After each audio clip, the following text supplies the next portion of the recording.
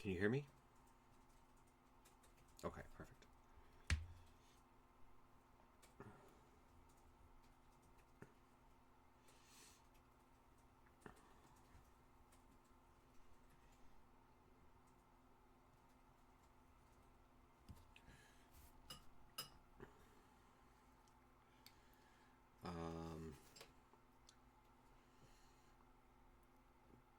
Yeah, I'll have to see if I can find something.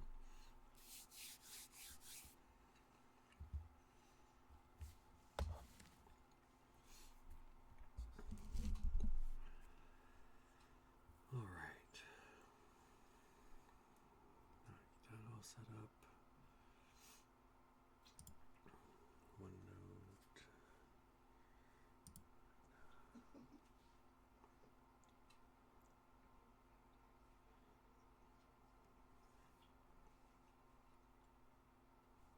Yeah. Nope. Nope. It's perfectly fine.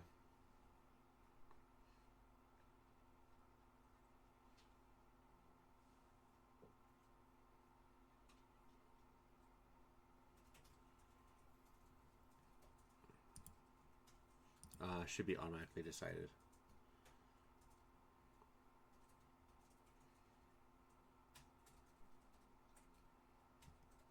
Okay.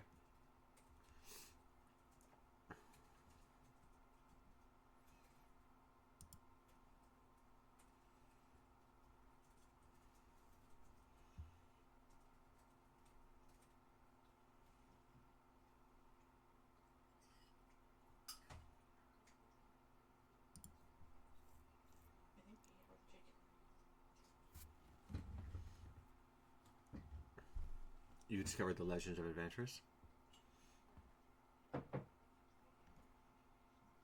Okay.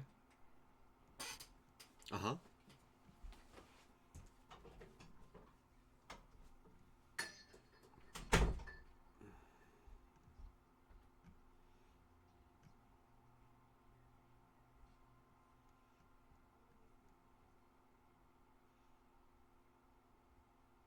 Nice.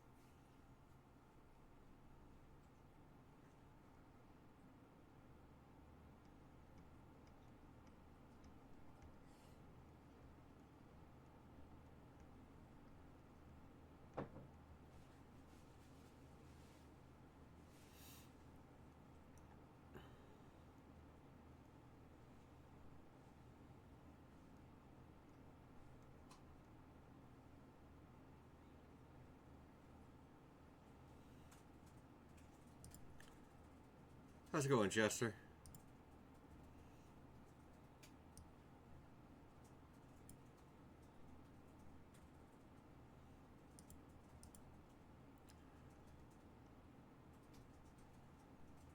Oh, wow.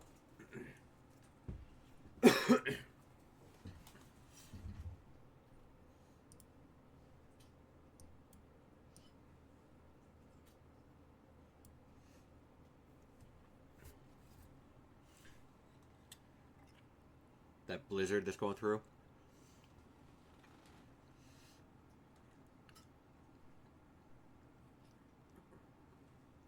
Right.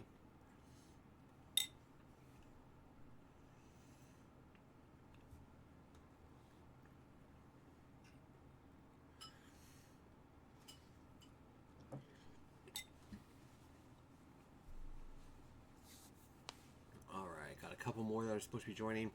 I'll let you guys know now because of how my layout is put up for Twitch. Um, Once your camera is on, if you are choosing to be on camera for the Twitch, it cannot be turned off. Yep.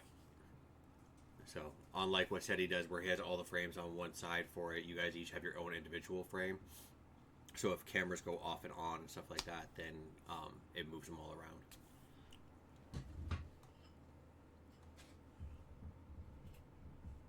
That's perfectly fine.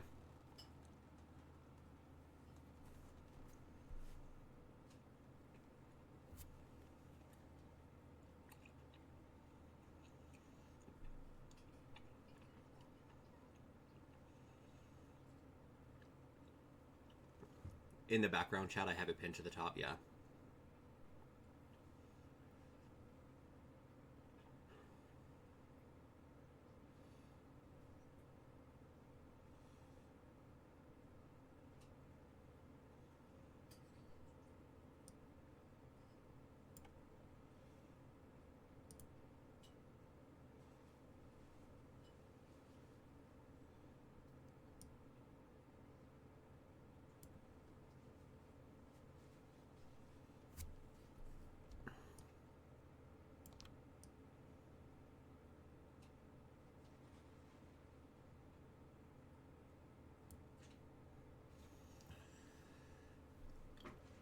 So how has everybody been?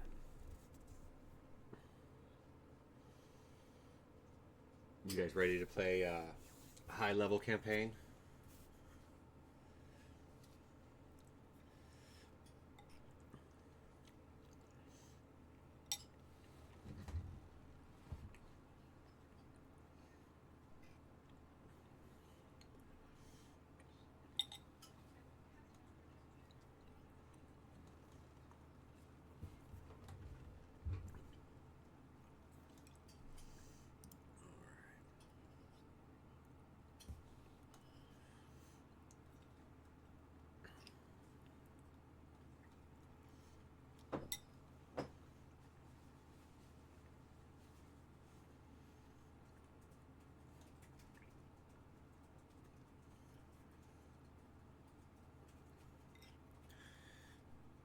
Sophia, I have to ask.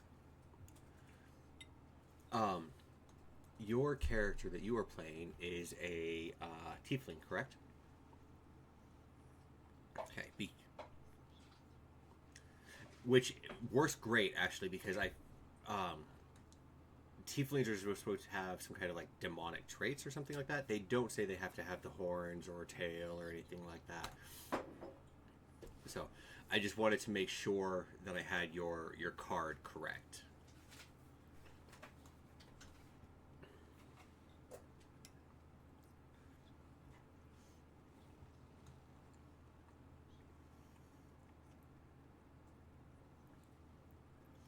Mm-hmm.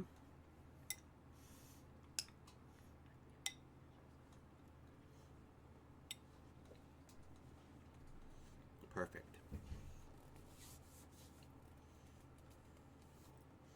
All right, Fluffy, I will let you know the same thing that I let them know.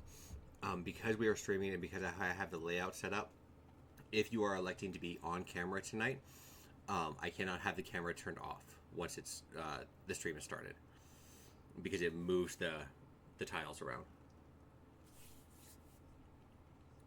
Yep. Um, for Albert,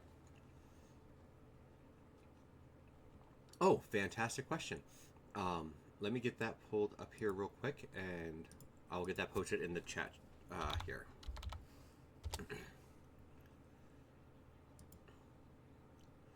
The Owlbear one is set up in the background chat, pinned to the top.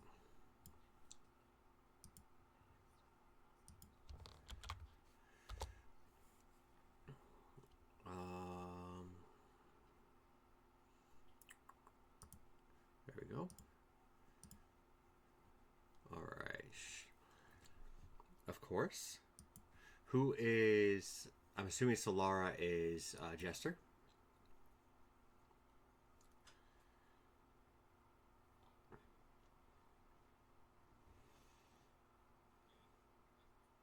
Okay.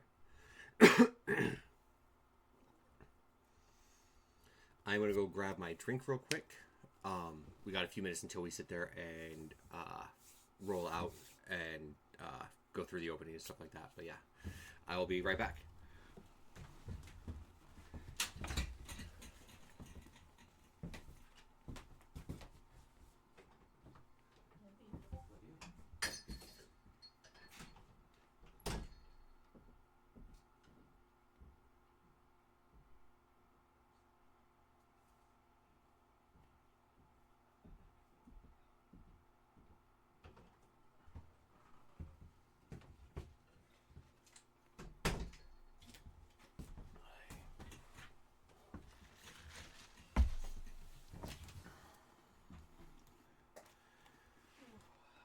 Okay.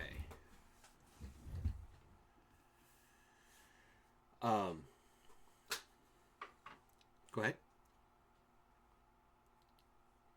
No, please.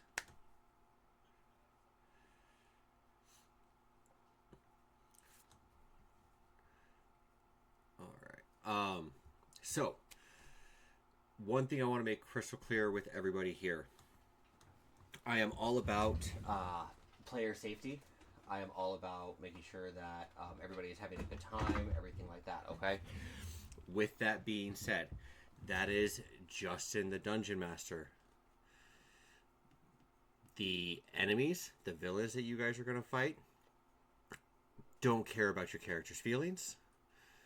So if I say anything that is out of line, please make sure you hit pause, anything like that. Let me know what's going on privately, and we will reset. Okay? All right.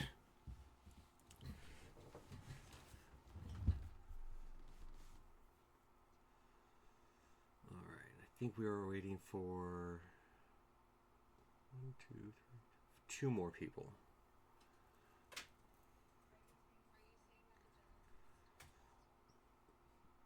Yes. Quite a few of them are. That's yes. I just want to make sure that we are all on the same page for that, because like I want to make sure you guys are having a good time, but at the same point in time, if you guys do something to a villain, or you guys do something that imposes onto Vecna or anything like that, they tend not to hold back on this one.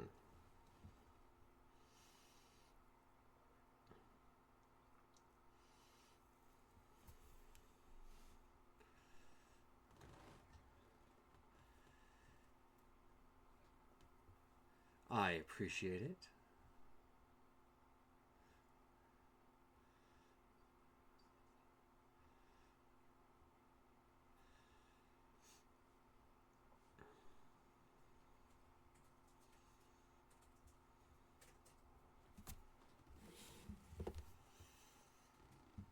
All right, so who are my tanks in this one?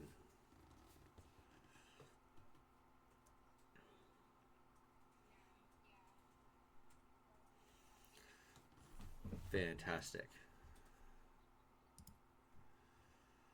All right, we're going to start setting all of these up. Is that one?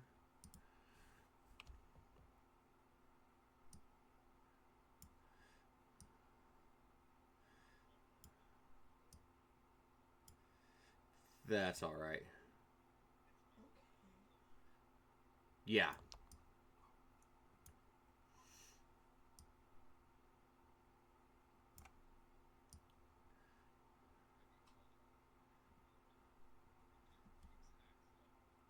Good job.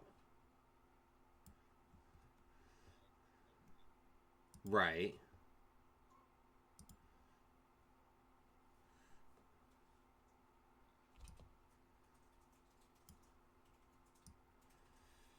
Kiriko and Channel, how are you doing?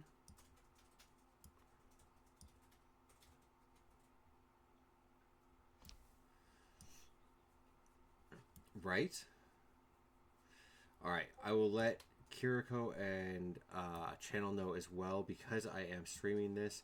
If you guys are electing to be on camera, I need to have your screens or your cameras turned on now. Once they are on, I cannot have them turned off during the stream.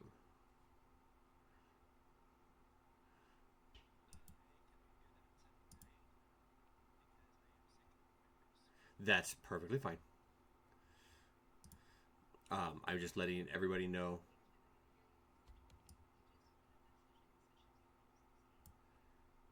We cannot. No, you're good.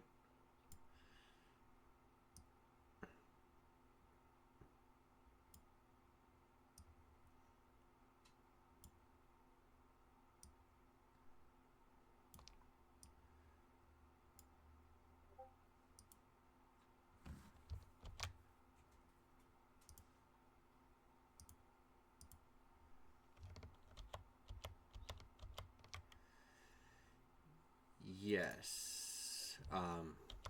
We were supposed to have 6 originally, and I ended up moving one around.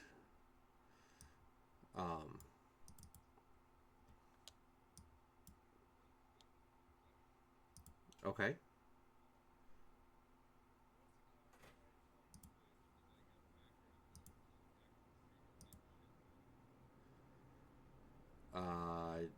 Shouldn't have to worry about it, honestly.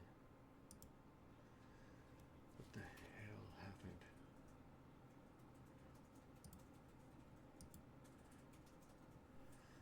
Okay. There we go. That's better.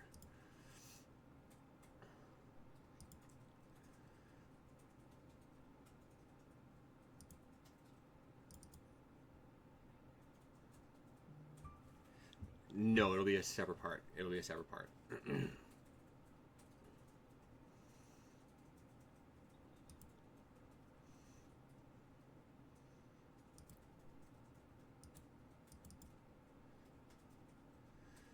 They'll play a druid.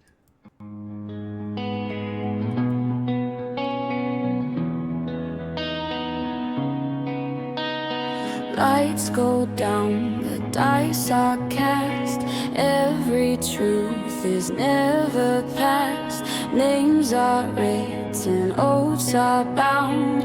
Once you hear it, you are found. Lean in close, don't ask why. Stories live and stories die. Whisper low, the veil is thin, the game begins, so breathe it in. What we hide, what we choose, feeds the fire.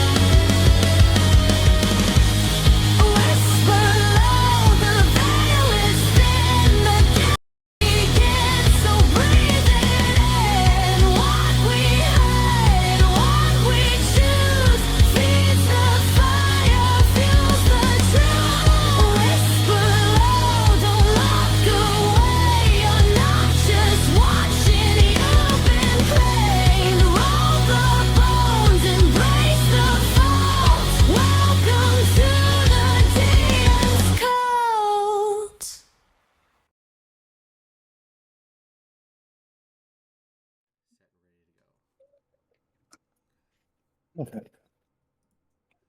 Also, Channel, you need to know this group is very excited to have you because now we will finally have someone that will get 9th level spell slots. Welcome. Oh, will I? Oh, that's nice. And we are live. Ladies and gentlemen, welcome to D&D. For this case, we are running Vecna, Eve of Ruin. You guys can't hear me because my mic is off. Good evening, everybody. This is the DM's Colt here. I'm going to go through a couple things, and I'm going to move the cameras around to where you guys have the right people in the right areas for it. My name is Justin. I am the DM's Colt. We have 6 fantastic players here that'll be starting off at level 10, going through a multiverse campaign as they try to stop the Lich god Vecna before he destroys everything. As this is the first time that everybody is playing with me, we do have some things that we're going to be going over. We will get into that, though, after introductions. So as we do introductions here, the very first thing that I would want to have done is I want to have everybody roll a d20, and we're going to see who goes first. Which one do I want to use? Okay. Oh, that's right. We can use dice. Yes, you can. Okay. I just got a set of dice right here. I rolled a 4. I may not use these dice for this campaign because that's bad. Got a Hey, Fia. 14. Twinsies. All right, so Kiriko, what did you get? 4. You got a 4 as well? All right. Yeah. Fluffy? 13. Jester? 19. And Channel? I got a 20. Fantastic. That means you get to start. So basically what I want from you guys is name, how long you've been playing D&D, what you really enjoy about it, and if you have any socials that you would like people to find, let them know where they can get you at. And while you guys do that, Okay. I'm going to fix cameras. Right on. So, hi, everybody. My name is Channel. I've been playing Dungeons and Dragons since I was 13 or 14, off and on. I really like the storytelling aspect. I really love good DMing, and I like to kind of help tell that story and make it interesting. And that's it. So I'm Channel, and if you want to get me, you can get me at channelsplace.com.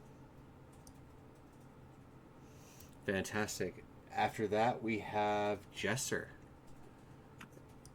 I'm the laughing jester, jester for short. I build tabletop creations and paint miniatures and such. You can find me on TikTok. I don't know the actual my name on there, but I've been playing Dungeons and Dragons for probably about a year or two. This will be my 5th campaign, and I'm just really excited. I've dipped my toe into DMing a little bit, but not head first. So, but I'm really excited to play Vecna and see what we can do. All right. Gene.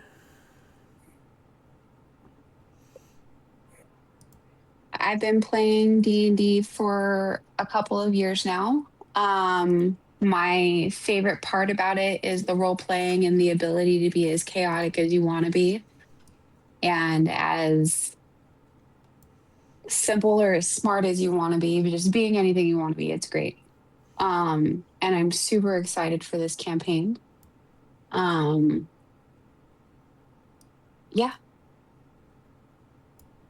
Do you have any socials that people can find you on? Or no? No, not at this time. Perfectly fair. Just because I don't remember them, honestly. Fluffy.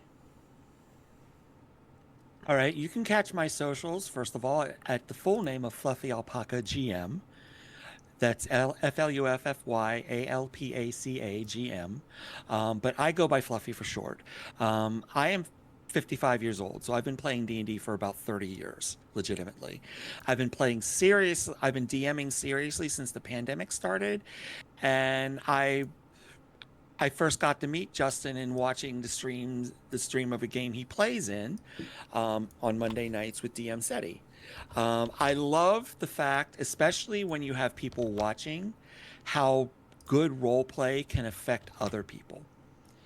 Can really pull at their heartstrings. You can make them laugh, and as people who are basically amateur actors, what more can you ask for from that? Did I miss anything? No, sir. I think that pretty much handles it. We will go with Fia next. Shit.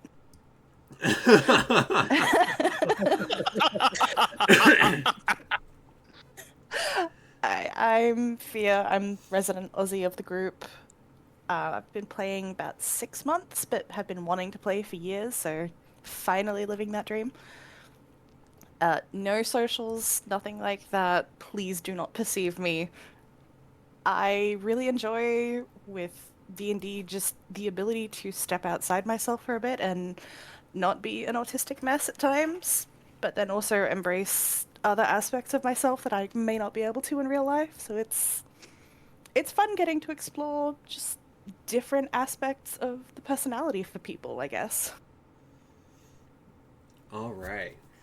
And last but definitely not least, Kiriko.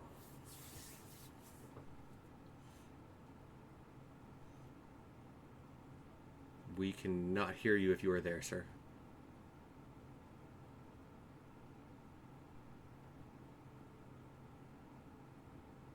There's no green light.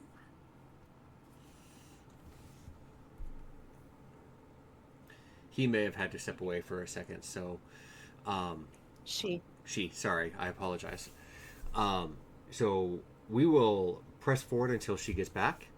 I appreciate the correction first and foremost for it. If I get any pronouns wrong or anything like that, feel free to definitely correct me. That either if it's your personal ones or your character ones for it. I am human. I do make mistakes, and I will make sure I do my best to correct those.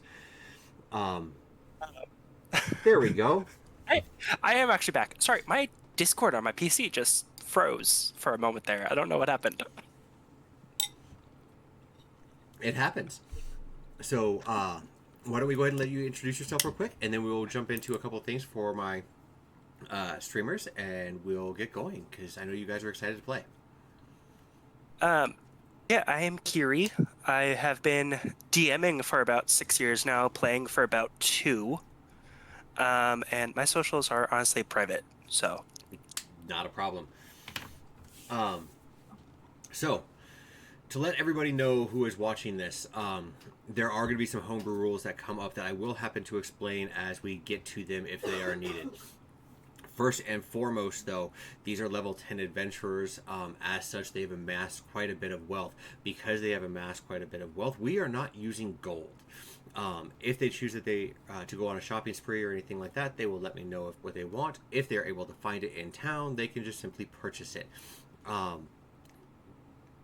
Mainly because magic items and potions, small useful items, things like that, are going to be pittance compared to what they've already amassed. So, with that, we are going to jump right into this. Secrets have existed since the dawn of time. From the first whispered fear shared only with the dark, to the truths hidden in the ink and stone. Secrets have always walked alongside history. Every age has carried them, passed quietly from one generation to the next, locked behind careful words or deliberate silences. To hold a secret is to carry weight. It shapes the way we speak, the choices that we make, the paths we refuse to walk.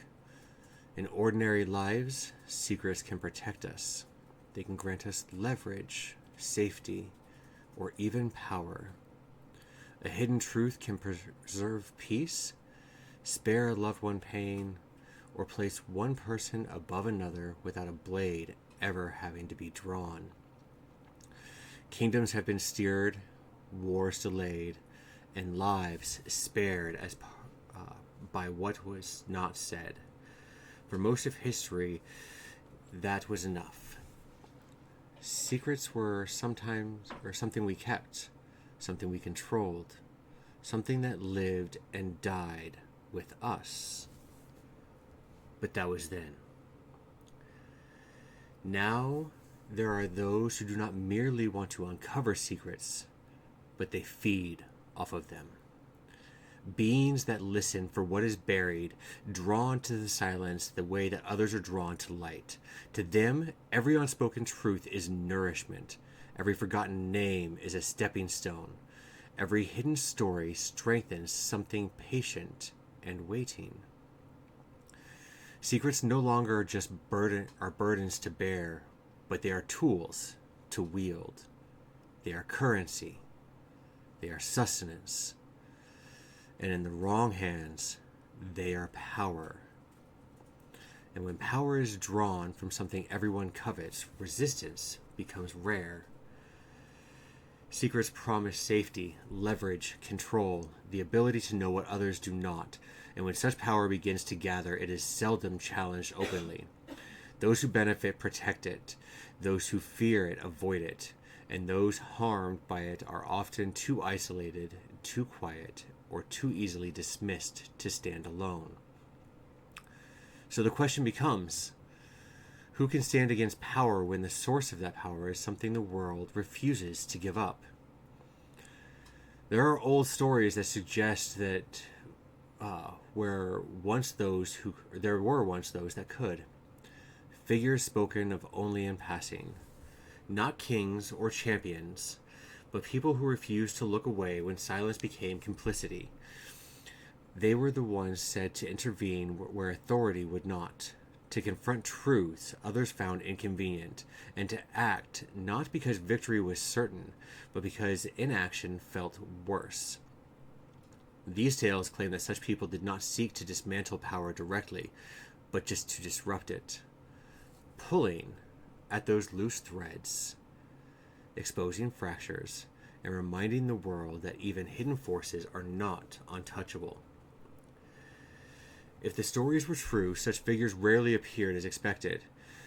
They were united by banners or belief, but moments, a cruelty witnessed, a secret uncovered, by chance more than anything else.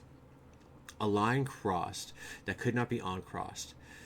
They were said to work imperfectly, argue frequently, and succeed in ways that looked accidental from the outside. And yet, wherever they passed, things that should have remained hidden were brought to light, if only briefly. History offers little proof that they ever existed, and no records can actually confirm any names. No monuments bear their likeness. What remains are inconsistencies, enterprises that collapse without explanation, rumors of injustice quietly undone, and lives spared by strangers who vanished before gratitude could properly be offered. Scholars simply dismiss these accounts as wishful thinking, comforting myths that invented to suggest that unchecked power has always been challenged by someone, somewhere. And perhaps that's all they are, because stories like these are never told loudly. They are shared carefully, in murmurs and fragments, spoken only amongst trusted friends in shadows, much like secrets themselves. And that brings us to today. Neverwinter is a city that knows ruin. 40 years ago, Mount Hotnow tore itself open, shattering stone, flame rolling through the streets, ash choking the air, and magic warping in ways that no one fully understood.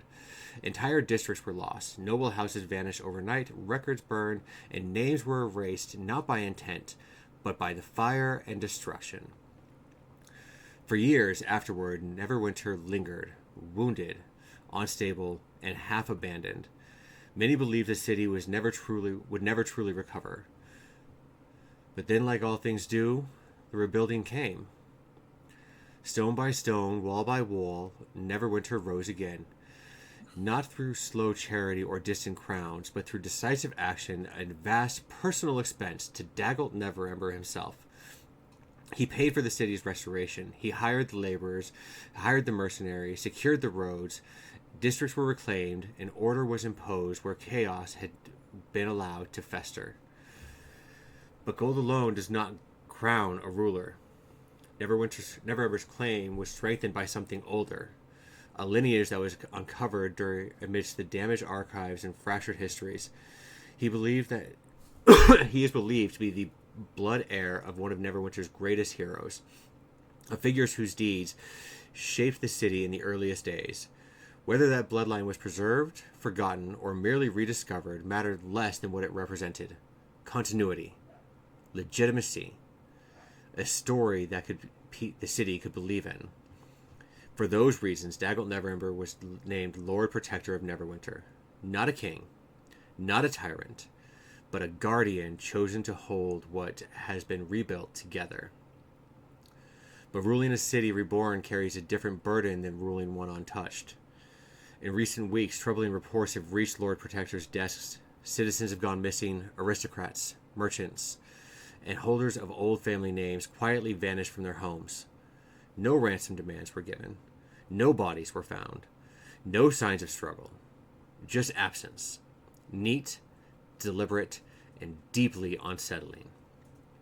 The Lord Protector is expected to project confidence, even when certainty is in short supply, to reassure people to insist that the city is safe. But tonight, Dagult Neverember is not able to do either.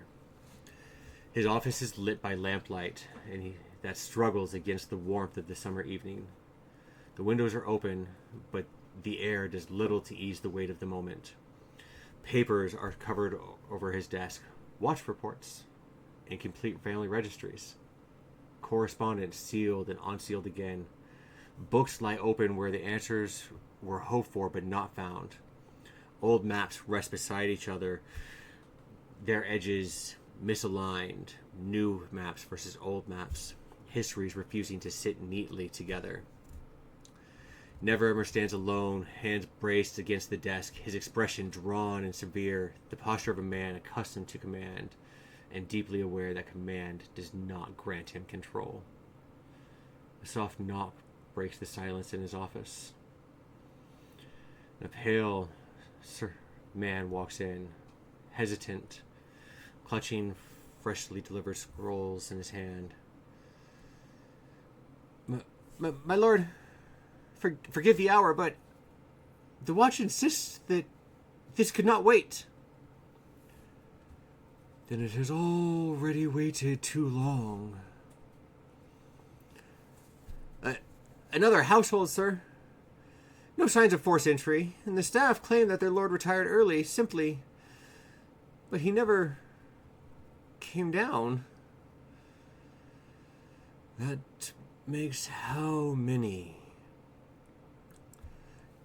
7 confirmed. 3 more unaccounted for, though the families do insist that it must be some kind of mistake. There always is. Until there isn't. The people are beginning to notice, my lord. The watch is being pressed for answers. Some are asking whether it's connected to... Stop! Do not finish that sentence. Unless you want it to be the last one you remember. Of course, my lord. I only meant, if word spreads, word will spread. It always does, and there's nothing we can do to stop it. He takes his hands off the desk in a deep sigh, and in a moment he hurls everything onto his desk, onto the floor. Papers scatter, books slide. They strike against the stone. You hear dull thuds, ink spills, glass breaks. He looks down. Scatters through the documents on the ground and starts to pick up several sealed pieces of parchment and turns to a servant. Take these. Deliver them personally. No copies. No questions. And certainly no delays. At once, my lord. No delays. He takes a step back, lets his servant leave, and closes the door behind him. It is time. We cannot put this off any longer. And I think with that, it is a fantastic time for the first time ever in this campaign for you guys to roll initiative. Ooh. It's quick. Yo, let's go. Let's Rolled go. 6. All right, we will start with Fia. You said you got a 6. Yeah. Kiri, 18. fantastic. Jester, Nat 20. Yo. all right. Fluffy, 11. Gene, 22. Channel. 13. All right. Jester, the way that I work Nat 20s on initiative is you get to choose where you would like to fall in the initiative line. Would you like to go first, last, second, third, fourth, fifth? Let's go second. Second? Yeah. All right. That is going to put you right behind Gene. And with that, I actually don't think that it matters. Because on this night, the morning is warm. Light filters through iron-barred enclosures, and canvas awnings are painted in cheerful colors meant to soften what lies beneath. The air is thick with layered scents, sweet fruit left to ripen in baskets, damp hay trampled flat by heavy bodies, wet stones, and that never fully dries. And the sharp bite of cleaning solutions meant to convince visitors that everything here is orderly and safe. Beneath it all lingers something harder to name. The stale tang of fear that settles in a place where living things are watched too closely and given too little space. Sound moves strangely here. Low rumbles of massive creatures shifting behind stone walls blends with soft clatter of feed buckets and creaks of wooden walkways, worn smooth by countless footsteps. Wings rustle overhead, and then still. Somewhere deeper in the grounds, a heavy breath is released. Slow, controlled, and practiced. As though even the animals have learned restraint. This menagerie or zoo in Neverwinter is found in the Protector's Enclave. It does not roar or cry out. It murmurs constantly under the breath. Banners flutter gently in the breeze, depicting smiling beasts in bright landscapes that do not quite match reality. Children are heard to laugh and tug on their parents' hands while it's open. That's while it's open. Now it's after hours. Jean, would you be so kind as to sit there and explain what your character looks like? Rasvina is a 3'3" halfling in green and deep slate silver armor, carrying a hammer with a great axe on her back. She has bright green eyes and pink bunny ears. Perfect. Tonight, you're here because you've heard reports of the animals here being mistreated. They're behind locked cages, they're behind stone walls, they're here for observation and for amusement of families. But you've heard that they've been tortured. There's only one other person that you've ever met in your life that cares about animals the way that you do. And you called upon him to help meet you here. Vargas, can you explain to us what your character looks like, please? So Vargas is a 6'6" tall man. He's got golden flowing hair, a big flowing beard, gold plate armor, and he carries a battle axe, great axe. He's I mean, that's about all I can. He carries a shield. It's it's kind of, you look at it and it's gold, but it's kind of got a little shimmer, like there's something else to it. Perfect. Can the two of you do me a favor and roll me a stealth check to see if you can stay hidden from the guards and the groundskeepers?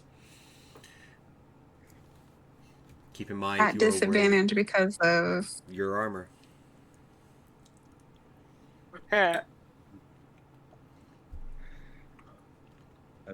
That's a 5 for me.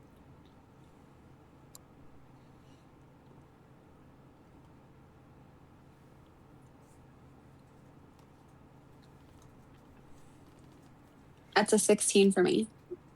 Okay. Well, luckily, with her 16, you guys are able to remain hidden, Vargas. Okay. You watch as a groundskeeper walks by. She's got blonde hair pulled up into almost an antler-style silhouette. She's got her uniform on, and she's walking over to the enclosure in front of you. This one is particularly curious to you. There's not many of these around, as you're standing perched upon an enclosure watching a mooncalf.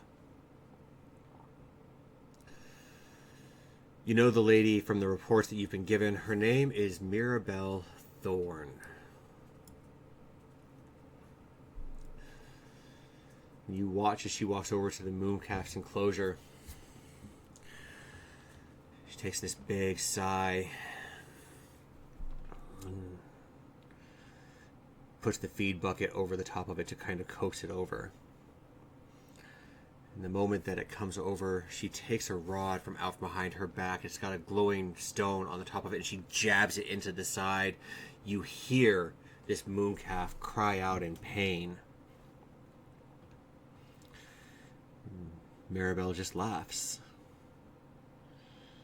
"Stay back," she mutters. "There'll be no food for you. Only good little calves get fed, and you're... well, to be fair, you're just getting a little bit fat."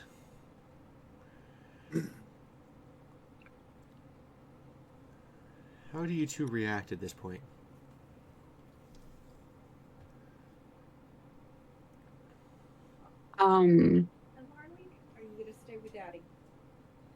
Resvina is probably hiding underneath you, Vargas, and I would definitely grab you to hold myself back from going after this person. Vargas is seeing this, and you could just see his eyes glaze over with rage, and just his face start flushing, just the anger of this animal being hurt.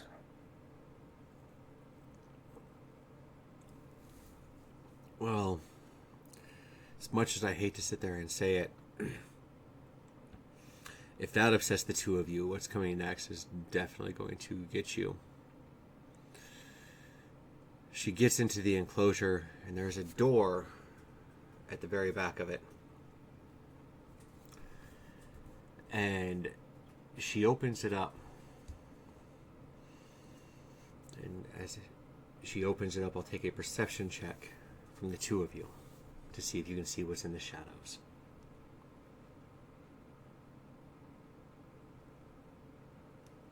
Uh, 18. Dirty 20. She's opening the door to a direwolf. Rosvina is going to launch into the enclosure. And do what? You know, Throw herself between the direwolf and the mooncalf. Okay. Are you saying anything, or are you just staying there? I'm gonna look at her. I'm gonna say, "Not today, lady." Vargas. yeah. After I see her launch into there, I'm actually coming up behind, and I'm gonna be like, "Hey, you! Quit hurting these animals. They have nothing to do with this." She'll sigh, and slam the door, and turn around.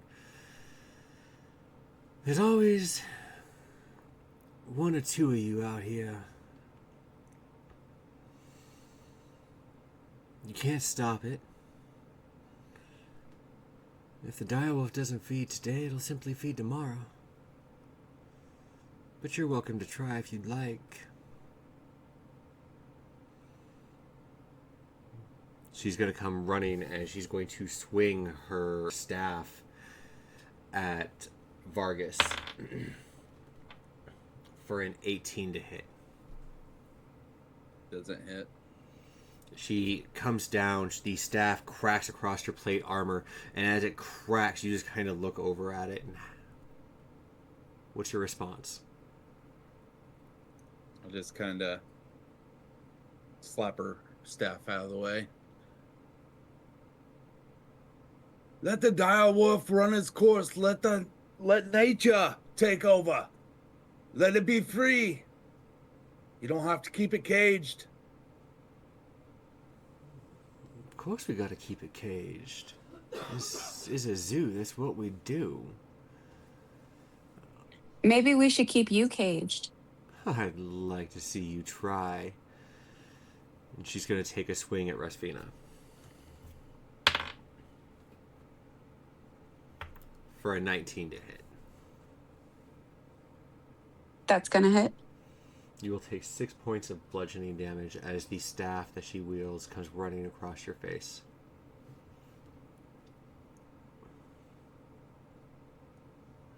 Rosvina's gonna laugh at her and say, "My sister hits harder than that." Oh, damn.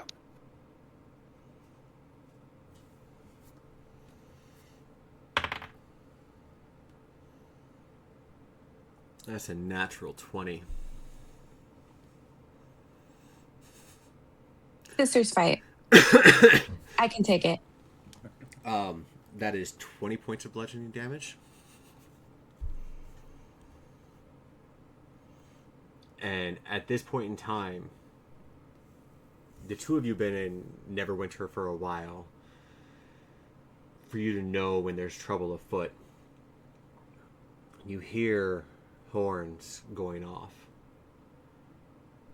You know that somebody has alerted the guards. You're in a place that you don't belong.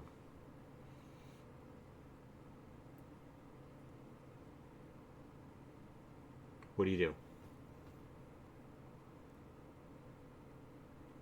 I'm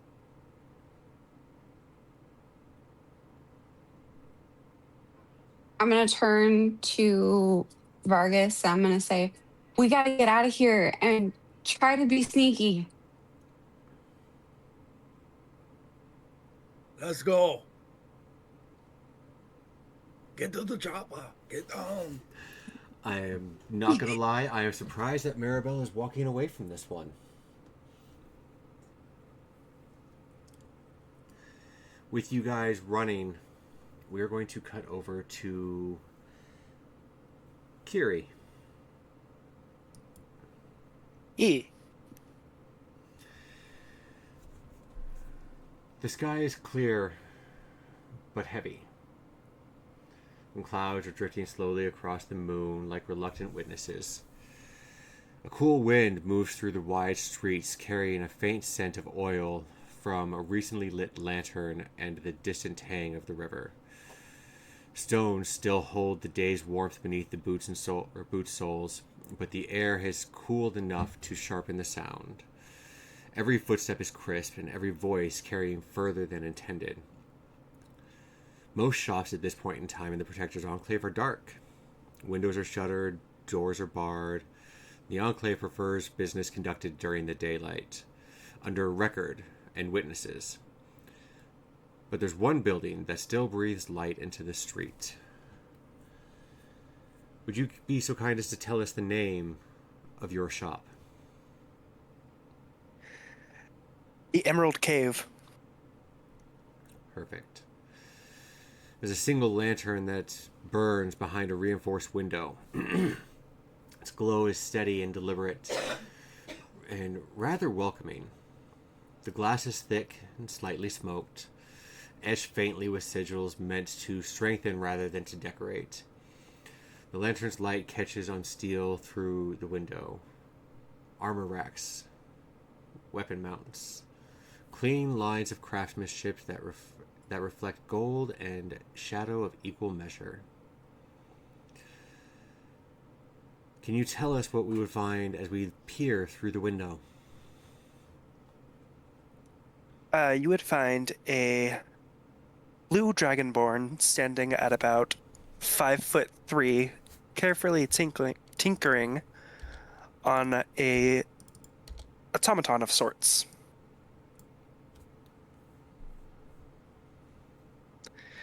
She is currently wearing a cloak with the hood pulled back, slightly obscuring her rather slender frame.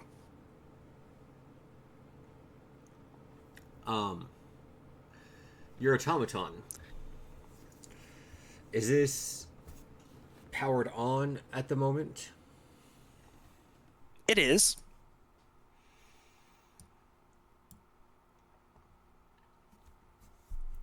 You hear the bell behind you as your door opens. Heavy footsteps come in from behind you. What is your passive perception? 16. 16. Okay. 3 distinct sets of footsteps. It's quite possible that these are the people you've been waiting for, the reason you are still open. You have been charged by the guards to make a certain set of armor for their captains and their sergeants. You turn and you see a young man, very well suited up, and 2 regular guards standing behind him. The young man has got a 5 o'clock shadow, shorter hair, and he pulls his helmet off.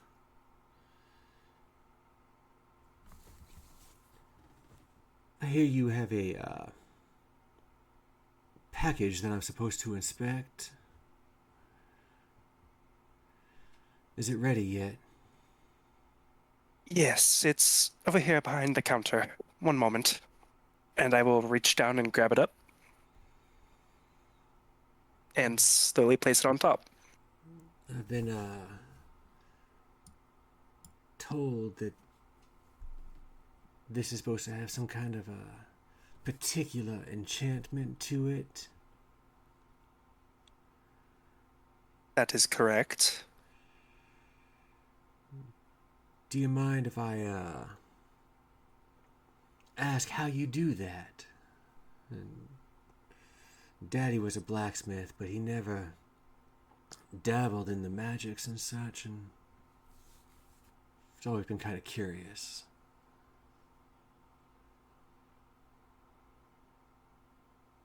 I was raised in the arcane ways just as much as those of the Forge. So, you put the magic inside of it? Correct. Is that difficult? Not when you know what you're doing.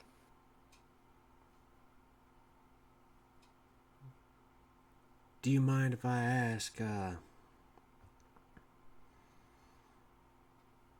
well, what are these symbols on the shoulder here? And he's going to point to a set of runes on there. More your mark from the crafting style you learned in the Underdark than magical. You said your daddy was a smith, yes? Surely you would recognize a forge mark. A forge, like, so people know that you made this. Correct. Oh, you dear sweet thing. You see, when it comes to what we wear, we don't care if people know who made it. They're for us. You can't be going and taking credit for it now. But I'll tell you what I'm gonna do. I'm gonna take this one here, and I'm gonna have you make 3 or 4 more without your mark. Because you see, my job is to protect you. And I can't do that if we're wearing poorly made armor. Now you're going to do this, and of course it's going to be free of charge for the delay. You have any questions about that? Frankly, I question why you think you have the authority to demand this. Well, I'm a sergeant of the King's Guard. I can pretty much demand whatever I choose.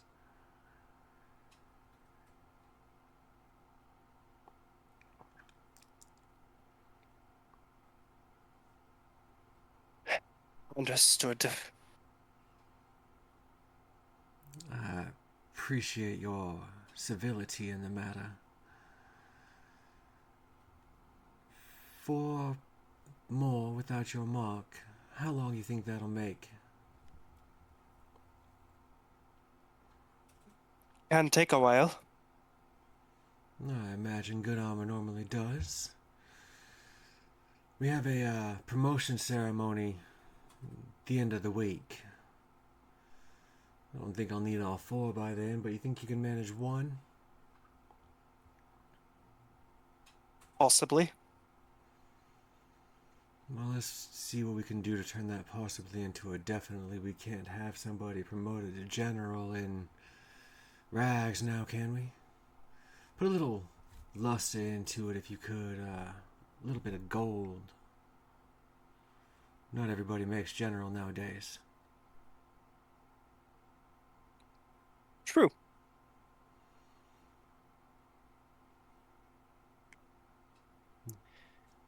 Does that work? I'll see what I can do. Perfect. I again appreciate your civility. And from there, we're going to step outside of the same market that you happen to be in the Protector's Enclave. Moon is nice and high. Clouds are shrouding it just ever so vaguely. There's a cart out there hitched to a donkey.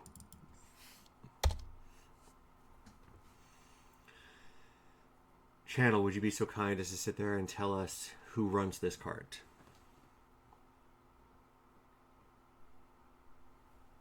Absolutely. So outside on the street, You do see the cart and the donkey. The cart has a sign on it that says potions, and in front of the cart, tidying up after a long day of attempting to sell potions, is a little 5'7" lady, perhaps Hispanic, and she has black hair with a shock of white. She's 57 years old and about 5'7" tall. She wears white with green robes, and she's just hanging out, putting everything away, and it looks like she's getting ready to go back up into her wagon. It's got stairs at the back and then a door there, and it's an enclosed affair. Perfect. As you're getting ready to pack up, you watch as Sergeant Halden comes out of. I'm sorry, Carrie. You said it was the Enclave or the Emerald. The Emerald Cave. Emerald Cave. Thank you. Sergeant Halden walks out. There's a older beggar standing outside. He takes and shoves his shield into her and knocks her down onto the ground. And you, what is your passive perception?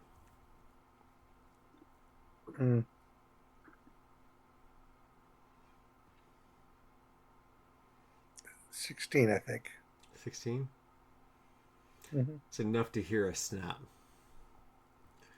A bone breaks in this old, fragile lady. She cries out in pain. You know you have... Some kind of sergeant did this to her? Uh-huh. Sergeant of the guard. Now, you know in your cart you happen to have various potions on there. Do you have anything that would help her? Sure, I've got healing potions and whatnot. Is I Pearl was just putting some away. Is Pearl the type of person that would help her free of charge? Pearl would definitely do that. She would help somebody free of charge. Okay. But you'll wait until the guard goes away. He just shoved her and left her there, or is he like sitting there waiting to beat her? No, he shoved and left her there. Just kind of get out of my way. Okay. Okay. So Pearl will approach the beggar's an old woman or a young lady or what? Old woman. Old woman. Oh, here, dear. You could use some pep. Looks like they've done you wrong. How bad is she? What's happened to her? It looks like she has broken femur. She's kind of old. She's That's very pretty bad. fragile. Yep. Unfortunately, it doesn't look like she's very well taken care of because she's not able to eat a whole lot. Based off of everything that it looks like it sees, with the amount of time that you've been in Neverwinter, you would actually more imagine that she belongs over in the slums, the part of Neverwinter that hasn't actually been rebuilt yet. She's probably over here trying to collect whatever copper she can to feed herself for the day. Mm-hmm. Oh, no, dear. I'm afraid that what's in this potion won't help you very much. You might feel a little better, but you'd be better off with whiskey. I'm going to recommend that you go down to the temple at the end of the street. Or is it uptown?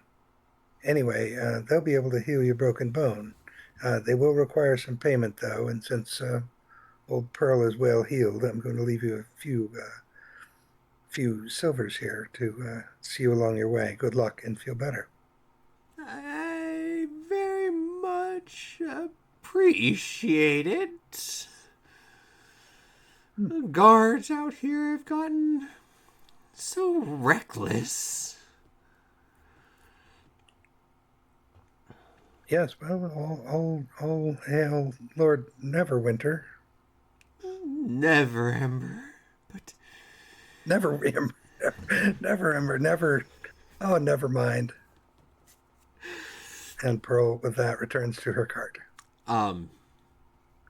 Before you get back to your cart, you are cut off. You,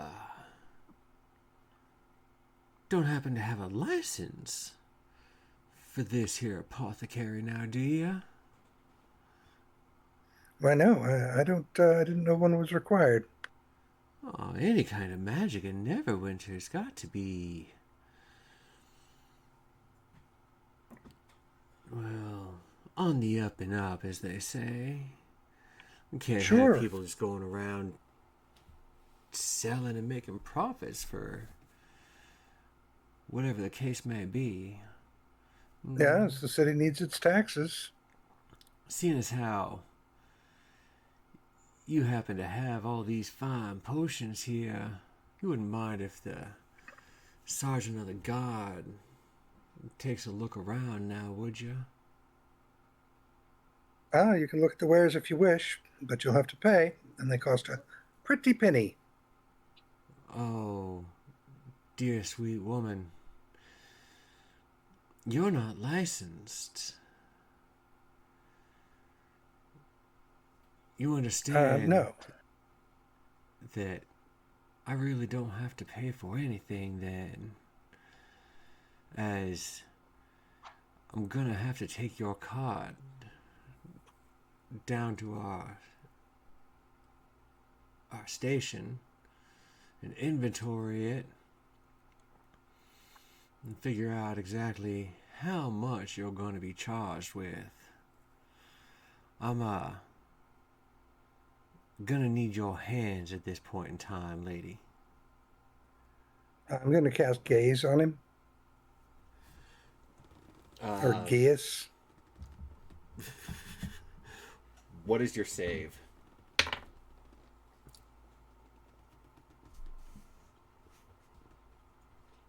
This is Wisdom. 17. 17? That is a 12. Okay, he works for me now. That is beautiful. I love it. Okay. Sergeant, I encourage you to escort me outside of the area where a license is required, and then go and procure for me a license.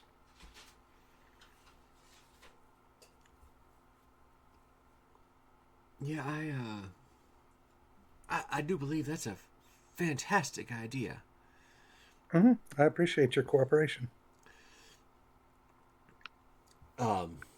From there, let's take a trip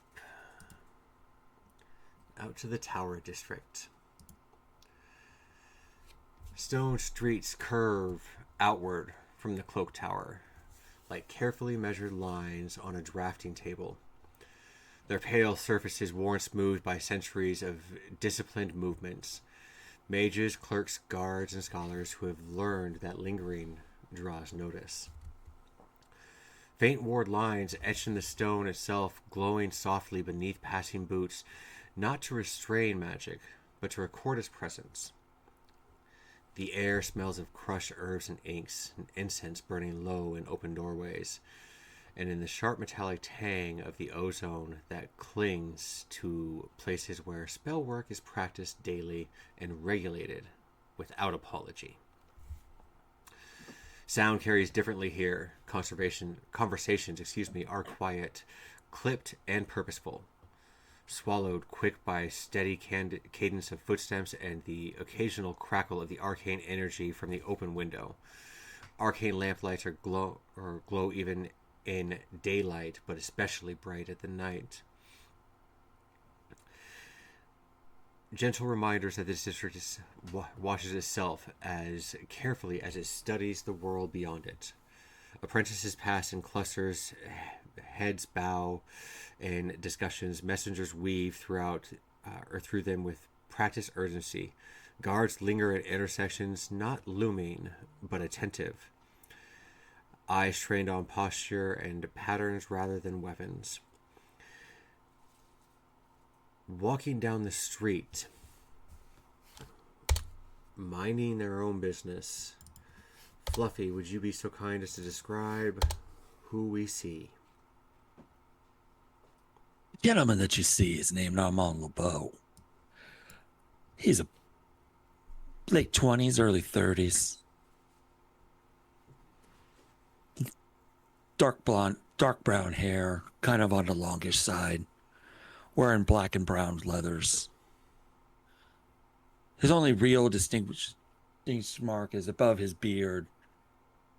He's got a very pronounced scar above his right cheek. A reminder of a caper gone bad several years ago. Fantastic. Something about a displacer beast kitten. It gets lost in the ether here. Fluffy, do me a favor. As you are the first person to mention that kitten, take a point of DM inspiration. Now, for my watchers, my inspiration works differently in this campaign and in this campaign only. I do not offer advantage on rolls with my inspiration for it, and you will find out as to why that is later on. However, my inspiration here is a d12 that can be added to any d20 roll.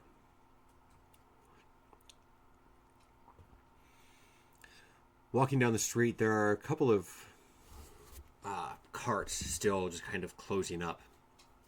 A couple people just finishing off last night's or the last business of the night. And your passive perception's fairly high, if I recall. Mm-hmm. Something like a 23? 19. 19, okay, so 19. that's close.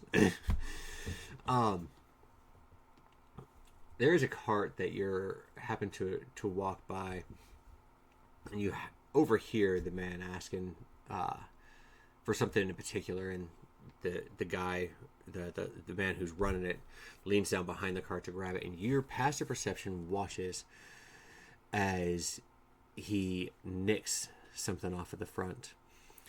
And the moment that he nicks it, his sleeve shortens up just a little, just enough for you to catch a tattoo of a skeletal hand.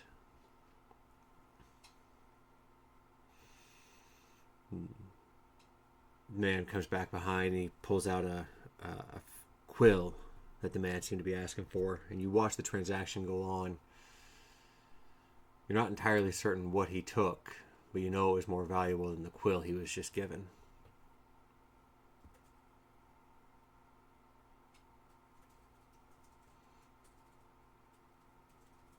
What do you do?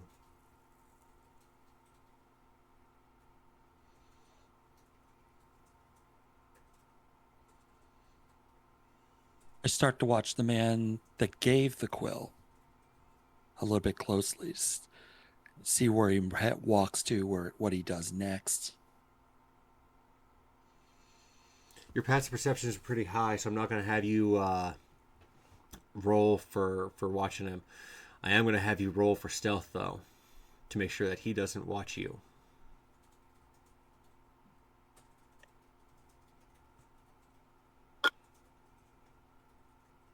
$24. 24, perfect. You watch as he goes down the street. People are kind of headed home for the evening. There's no curfew out in the Tower District for it, but people do like to get home with their families. So the streets are a little bit busy. Makes it a little easier for you to stay hidden amongst the crowd. And you watch as he starts to head west. Then he cuts down south a little bit. He doesn't seem to be in any real big hurry. You want to keep following him?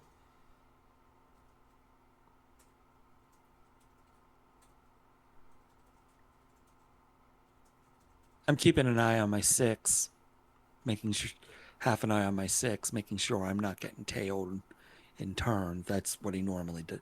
That's kind of Armand's style, you know. But yeah, I keep following him. Okay. Do me a favor, roll a perception check. curious We'll to see what if you this see anybody following you.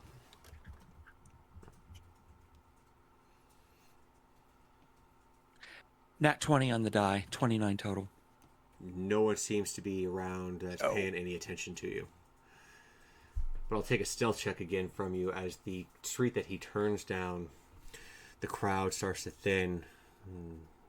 The line or the streets become a little more open. It's a little harder to hide yourself here. 31 stealth Jeez, man, what is your stealth?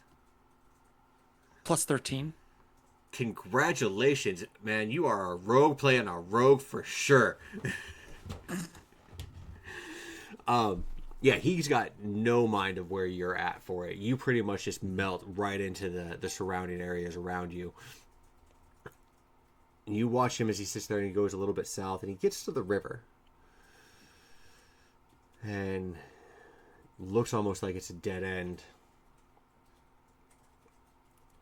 Then he just starts to walk across it. The man must have studied this place pretty carefully for it, because there's not many shallow points that you can just walk across the river that goes through Neverwinter. And he starts getting into the Protector's Enclave.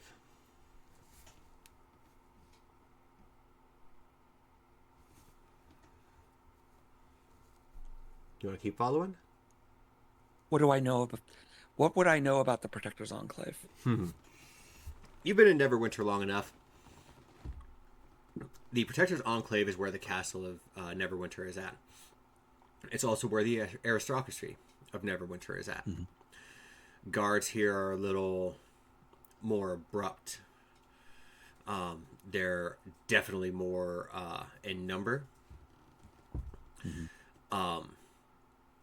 But honestly, as long as you're not doing anything wrong, if you have your licensing for your stores up and everything like that, you're not doing any kind of harmful magic, you're typically okay. Well, I'm not in the habit of trying to break into Lord Neverember's personal abode, so there's probably only so far I can track this guy. He's not going into the castle. He's going into the district. Oh, then yeah, of course I'm going to keep following. Okay. I'm going to have you roll me one more stealth check. This one's going to be at disadvantage, though, due to the fact that this one is very it's not closed off. It's more restricted. People are already home for the night. There's not a whole lot of people on the street. And at this point in time, you're not only trying to hide from the gentleman you're following, but you're trying to hide from the guards themselves so they don't stop you.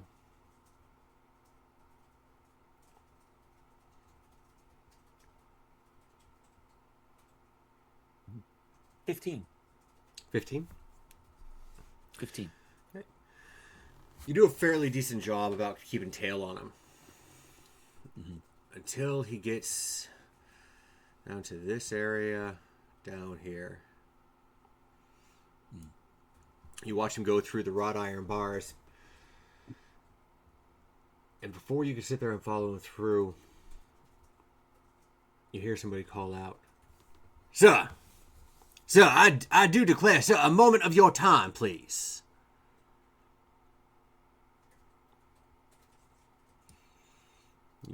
Where's it coming from? Behind me? From behind you.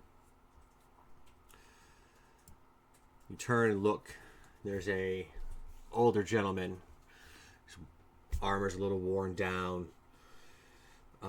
Goatee on the face. Very short cut hair. Pretty much gray all over.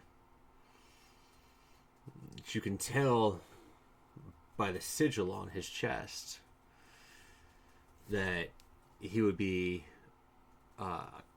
captain of the King's Guard.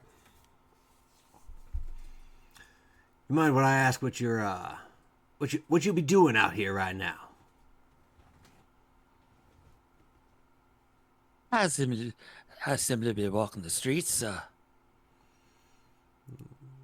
Any particular reason you be out in these parts?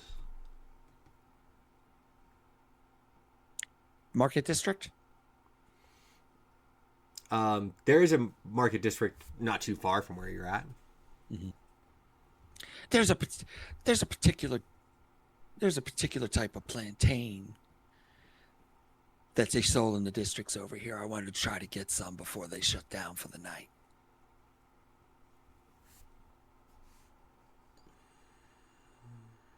I'm gonna have you roll me a deception check. I figured as much.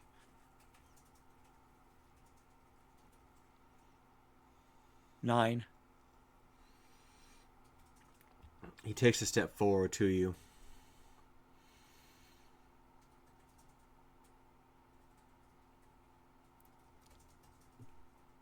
Plantain? Like a nut?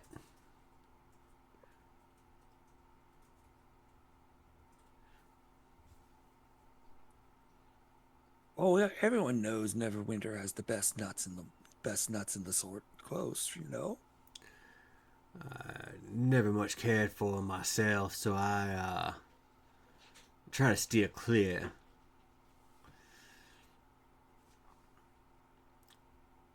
With your passive perception being what it is, you do happen to notice behind him two familiar faces running.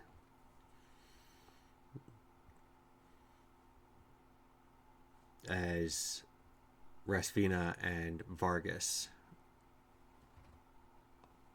look like somebody's chasing after him.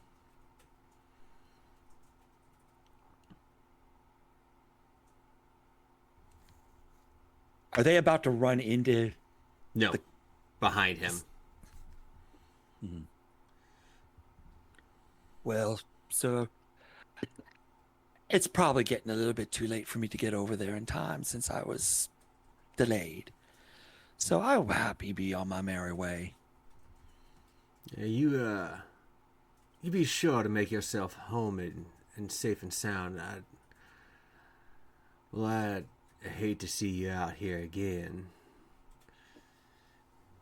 Next time around, well, let's just say that in the Protectors Enclave, we do have to protect our citizens around here, even if it is from themselves.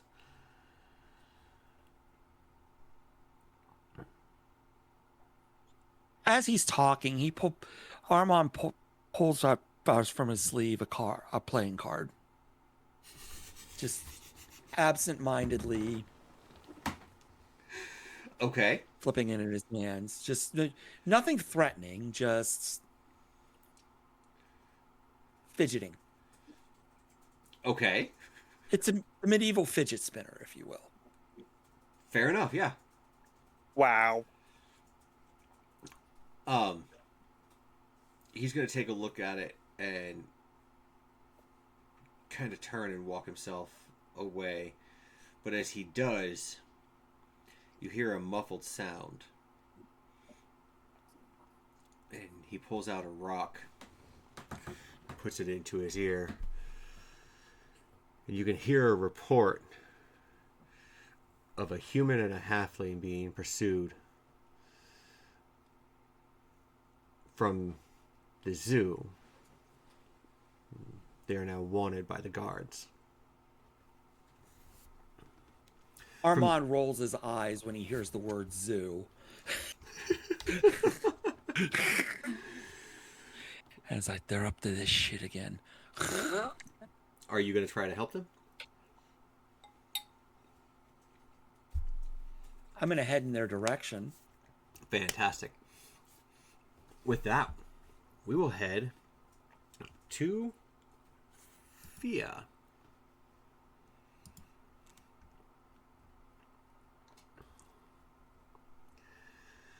This is going to be over in the slums of Neverwinter.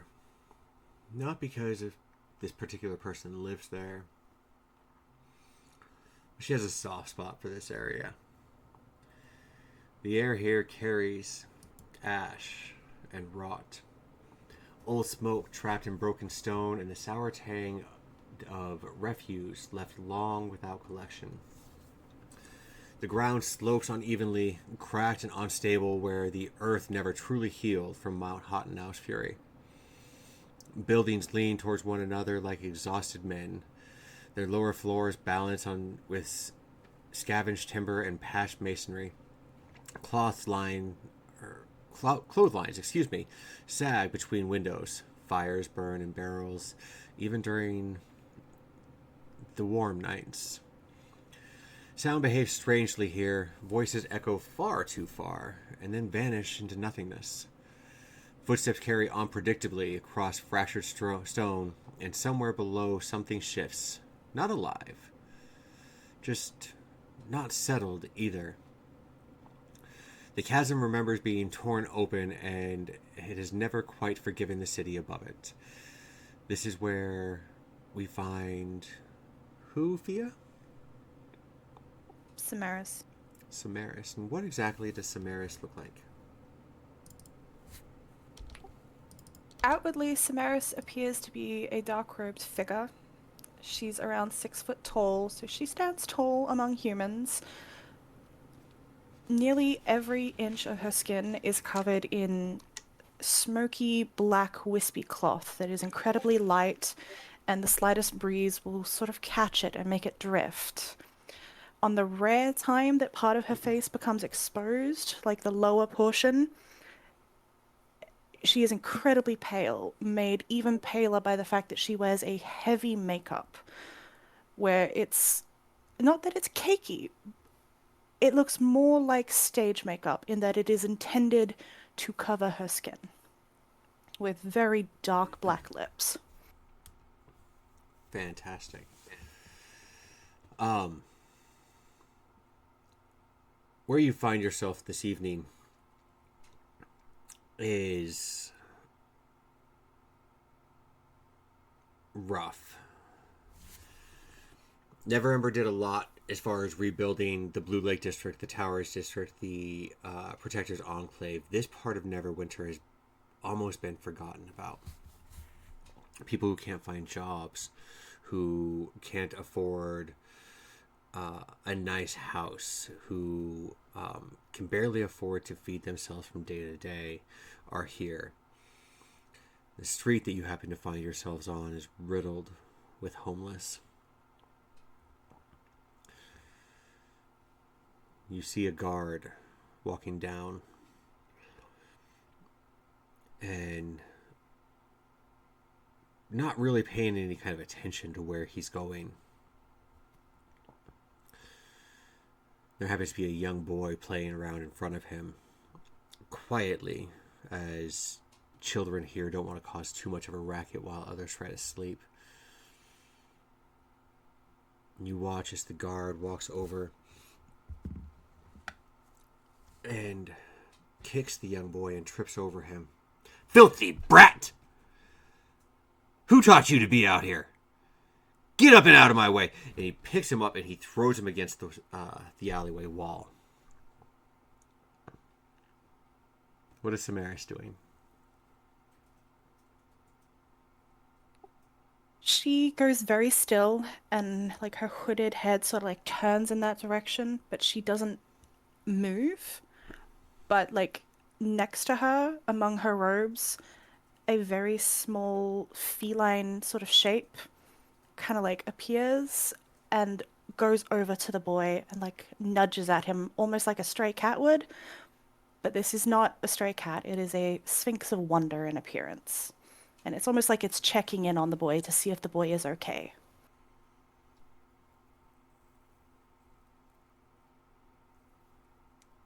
Is this cat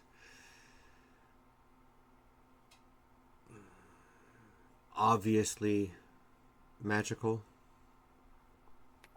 It is obviously a Sphinx of Wonder in appearance, so it, Okay. yeah, kind of. I'm assuming more of a familiar, correct? Yes, it is her familiar, but it takes the form of a Sphinx of Wonder. Right. The guard turns and watches the kindness that your cat shows to this thing, to the boy. And he looks around, and he's not quite able to grasp where you're at with his perception. But you can see the nuisance and the anger on his face as he sits there and starts to charge the boy. Who's your friend? I don't know, sir. I just came over here. Please leave him alone. She's going to speak up now and says, "That would be me, sir." And you are Merely passing through. merely passing through.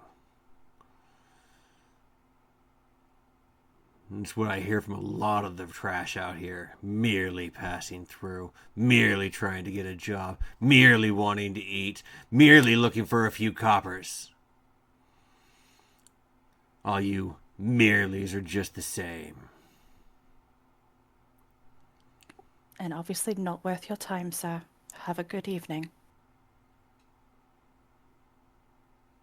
How'd you do the thing with the cat?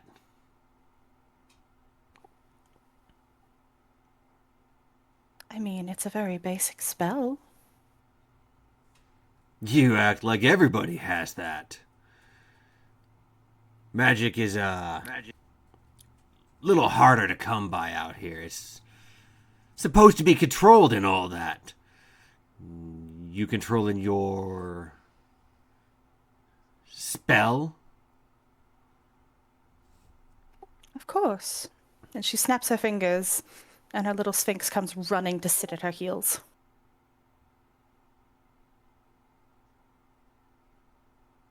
Can anybody do that? He's gonna try to Take time snap. to learn. As he snaps, what does your Sphinx of Wonder do? It just does a feline blink.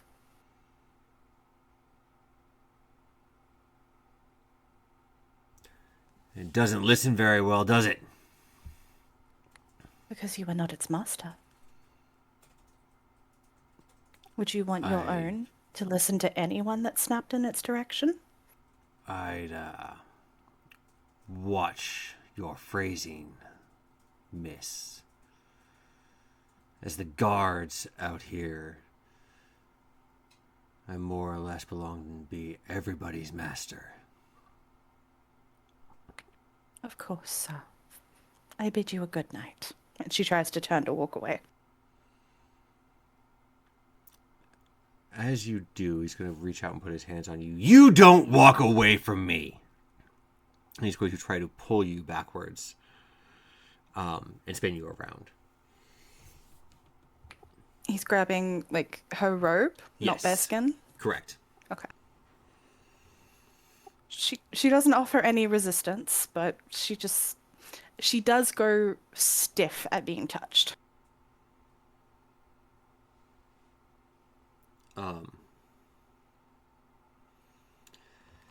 This is my district. If you merely want to pass through, well, let's just say that there's a price for it. Looking from the looks of you, you ain't got much, so we'll say 10 gold.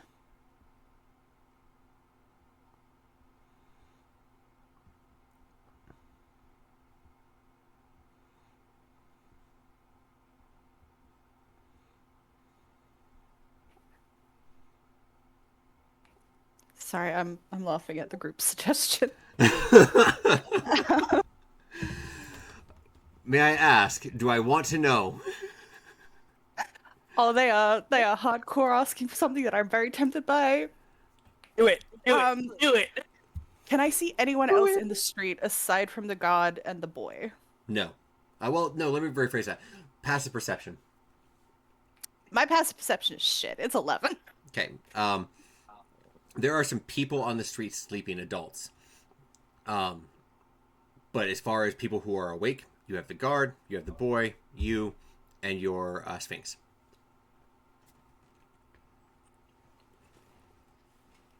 You know what? Let's fucking do it. Why the fuck not? Yes! She's going to meet this guard's eyes and kind of lift her head so that her hood sort of reveals her eyes, which are unsettling because the sclera is black and the iris is this bone white color, so it almost looks reversed. I like it. And she just sort of gives him this sweet smile, and as she does, her form changes. And it's like this second figure is superimposed over her, and she takes on this greenish glow, and her robes sort of like waft upwards, and like the ghostly green energy takes on the form of like a crown on her head. If you looked at the images that I sent you of reference to this character, you'll know the one I'm talking about. Uh-huh. She is activating her form of dread as an undead patron warlock. So it's a minute-long transformation, but primarily what this allows is it typically activates on an attack, but I can force creatures to make a wisdom saving throw, and they become frightened to me. I'm gonna save you the saving throw. He's never seen anything like this. I'll let you flat out roll an intimidation check. Yeah. At advantage. Oh, even better. You know what? I really, really want to fucking intimidate this guy, so I'm going to use the DM inspiration that you gave me earlier. Go for it. All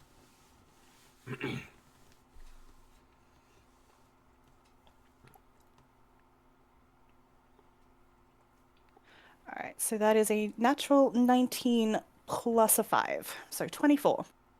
Okay. The air around you starts to change a bit. The wind is the same, but the smell is different. You can tell that this guy has definitely soiled himself.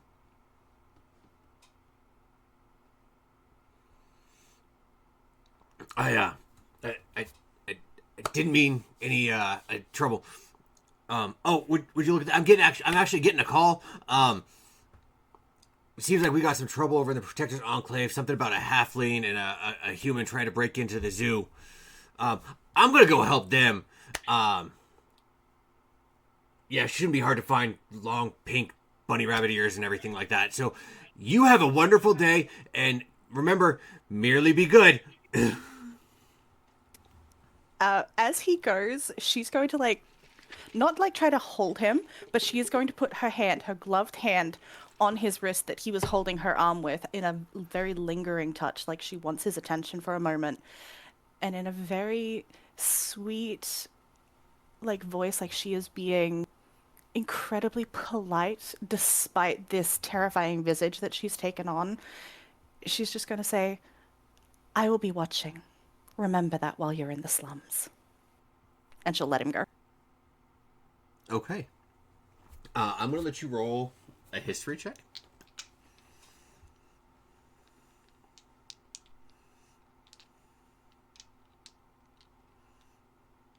That would be a 13. 13. Okay. Luckily, the DC on this was 10. So, we're good. You are able to put together with the call that he said that there's only one person you know of that has long pink ears, especially when it comes to a halfling.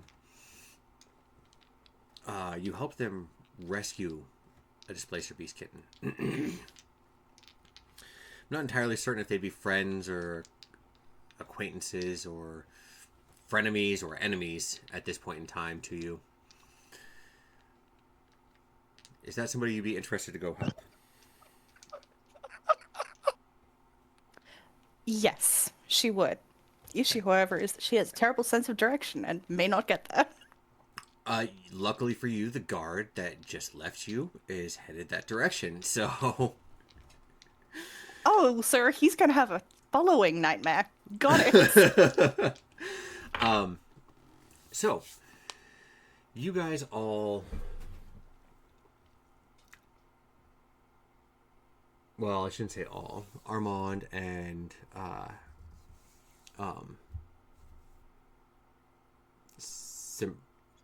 Can you pronounce your name again for me, Thea? Samaris. Samaris, thank you. I'm going to write that down because that's not how I want to sit there and say it.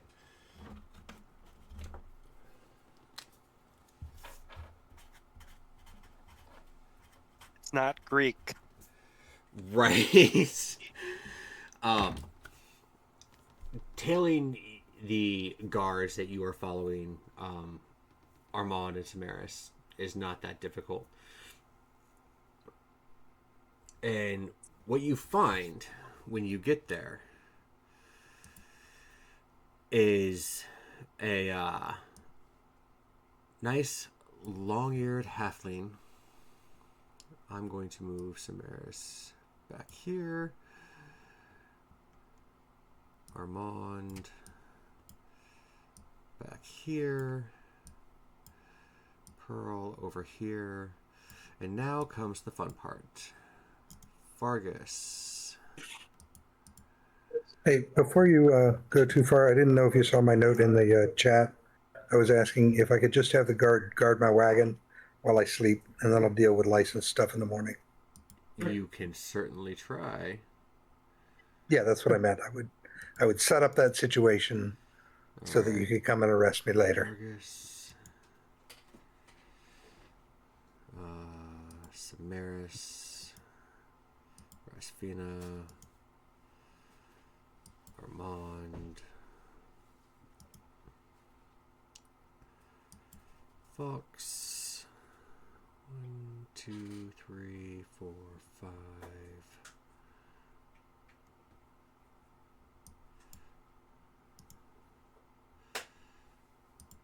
And that should be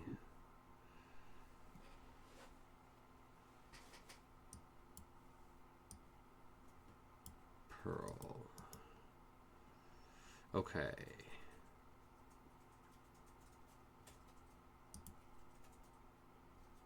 Pearl, are you not in Albert Rodeo? We're just getting them the link. I think somebody's sending me the link. Oh, I put it into Albert. I put it into the. Yeah, it says Samaris sent it to me, but I don't. It says no access. Albert link should be pinned in no So- access. Forwarded have it access. into the chat. Yeah, you don't have access to the Alt Sunday channels Oh, yet. okay. I see it now. My bad. I see a link. And apparently my name is Rhinoceros. I'm Once we asking get to you join. in here, we will. All right. Okay, I see there are people. Perfect. So, Okay. for everybody here, I was trying to tell you earlier that you guys will only be able to see what your characters are able to see. So, right now, you guys find yourselves in a part of the Protector's Enclave where it kind of comes into like a cul-de-sac. There are lanterns lit, so you guys should be able to see where the lanterns are at. With that, I need to see who exactly has dark vision that I need to enable. I do. So, Samaris? Yes. 60 Sin, feet. Yes. Okay. Sin also has it. And I don't know if it'll be relevant, but my familiar also has 60 feet of dark vision. As does Nova. All right. Zen, how far is your dark vision for Zen? 60. 60 as well? Okay. Yep. You said that your defender's name is Nova, Yes. and 60 feet for that one as well? Yep. Fantastic. Vargas? I don't have any. All right. I know that Rasfina does not have any. Armand? Nope. Okay. Pearl? No. Okay. So, unless you guys have some kind of light source that you're going to put onto yourselves for it, you guys will not be able to see anything outside of that. Everybody else, if you refresh your screen, you should be able to have dark vision at this point in time set up, where everything that you see will be in black and white outside of the lanterns. Is that correct? I have lanterns that are in black and white, but I can see mostly everything. The reason that your lanterns are in black and white is because your dark vision will trump everything else with the way that Albert Rodeo works. No worries. So yeah, if you are within 60 feet of those lanterns, it'll make that black and white as well. I'm actually seeing black and white as well. You're seeing black and white? Mm-hmm. So am I. Yeah, I have black and white beyond my 60 feet too. Yeah. As do I, and I don't think I'm even on the map. I can see the You are lanterns lit, not on the map. but outside the lanterns is black and white. Oh, Like where I'm standing well, is black and that white. would explain why. Let's get this switch to that. That.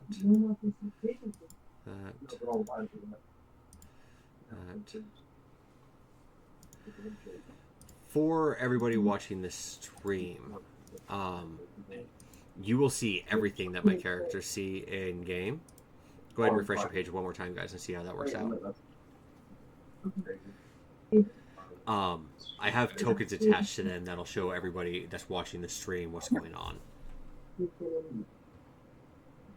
Okay. Yeah, I can't see shit now. Okay, Yeah, I can't see anything either. that's the way that I like it. That's the way. I like it. There is some stuff that is still like black for me that I should be able to see in my 60 feet, but like it'll be fine. I'm not seeing, I don't think, what I should be seeing. You I think don't. I'm seeing what everyone is seeing. Refresh your page. I've got like a whole courtyard area Yep. with a well and some stairs going up. Yeah, refresh your page for me. You Okay. also. Never mind. My brain's not working right now. Yeah, I'm seeing most everything. So here it's coming back up. And I'm still seeing everything. Okay. I'm pretty sure it's just I'm seeing everything everybody can see. I will have to mess with yours then post, but at this Okay. point in time, That's fine. Zen and Nova, inside your shop, you're going to hear a loud, what do you call it? Pretty much a loud confrontation for it. Guards yelling at people to put their weapons down, that they need to get on the floor, disperse any kind of magical items that they have, and lay on the ground.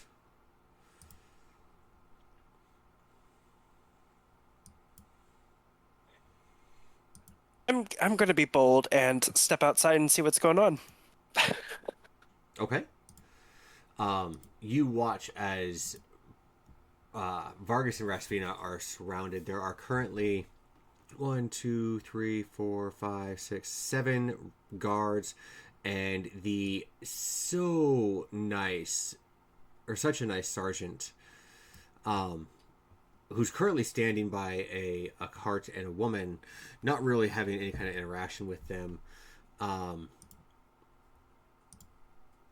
but still present. Are you able to see now, Kiri? Yeah. Perfect. I'm going to assign your defender to you as well. Sweet. What's that? I said sweet. And that way you'll be able to see theirs as well. I am going to let Vargas and Rasvina decide how they want to respond.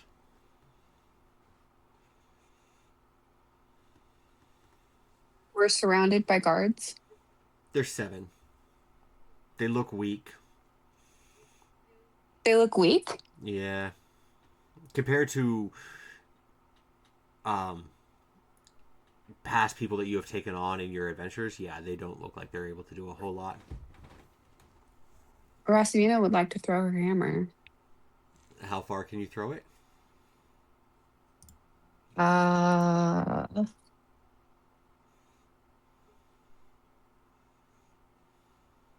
Here.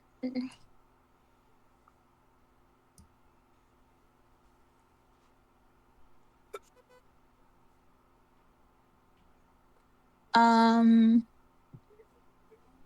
range of 20, long range of 60.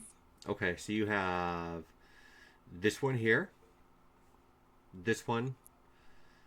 So pretty much any of these 5 you could hit, but you'd be throwing at disadvantage. Because I can't see. Oh, well, yeah, we'll go with that one too. I was thinking because they're outside the 20 feet, but yeah, we'll go with the fact that you can't see anything either.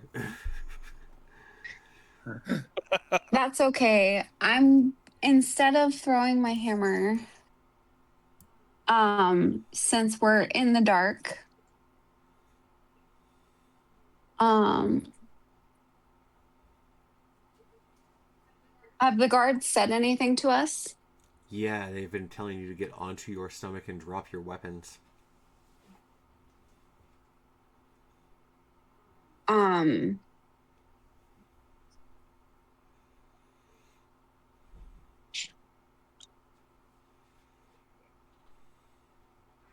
I'm going to. How close are the guards to me? The closest one is 45 feet. 45 feet? Mm-hmm.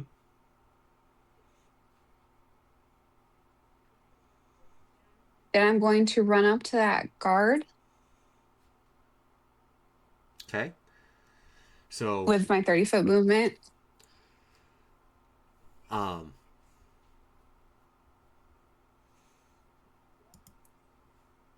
tell you what I'm going to do because I feel compelled. Okay. Mm-hmm. Power of Christ compel you. Where are you?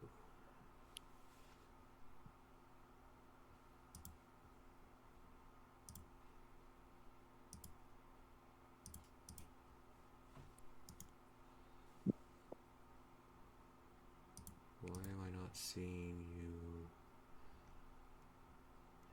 I'm in the center List. with Vargas. I know where you're at. I don't see you on you or Vargas. Alright, so there's Vargas. There's Rashina. I'm going to give you 1. Can you see yourself now?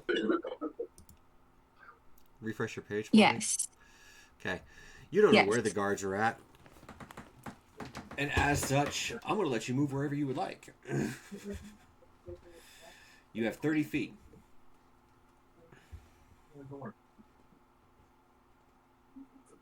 Are we doing this in order? I'm going to let you Understood guys order. have your chance to respond. Okay. 3, 5, 10, 18, 25.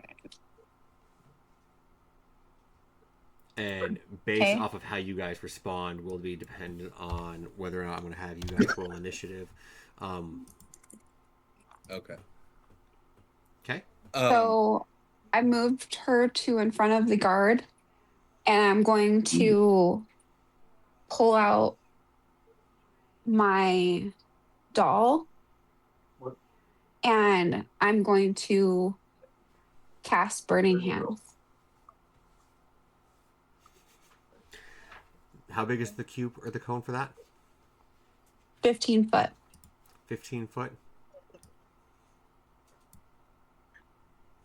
Okay. So we're going to rotate that way, put that there.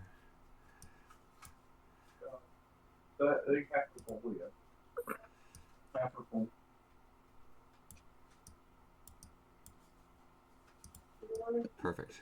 Okay. So dexterity saving throws. That is a 15. That passes. Okay. So they take half as much damage.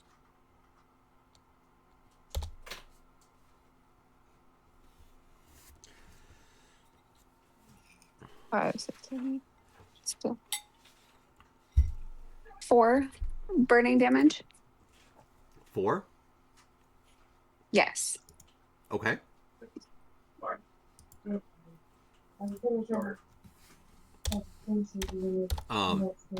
At this point in time, I'm going to tell you that there is no peaceful resolution anymore. I will, however, give you all a surprise round. Okay. So, That's cool. with that, we'll go to Vargas. All right. So, surprise round. Uh-huh. Okay. So I am going to first can I use a bonus action and an action on surprise round? I don't get those much. No, just an action. Just action. Yep. Okay. Okay. All right. So I am going to move in there, charging at him with my big self, and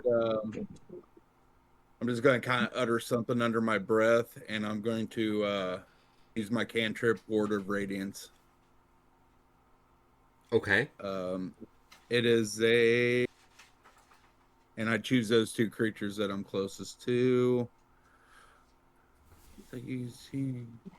Constitution saving throw save of 14. So the one directly in front of you, the sergeant, will make it. The guard is a natural 1. Okay. I'm pretty sure this is save or suck. So that's 9 damage. So you just see Vargas run up, and this just, he utters that word, and then just bright light just comes out from out of him and just hits him with radiant damage. Okay. And it just hits the 1. It's save or suck. So Okay. Armand. I cannot see me. I guess I'm in the middle of the black. Give me 1 second here. I'll put a... All right. If you cannot see yourself now, refresh your screen, and you'll have a small little area where you can see.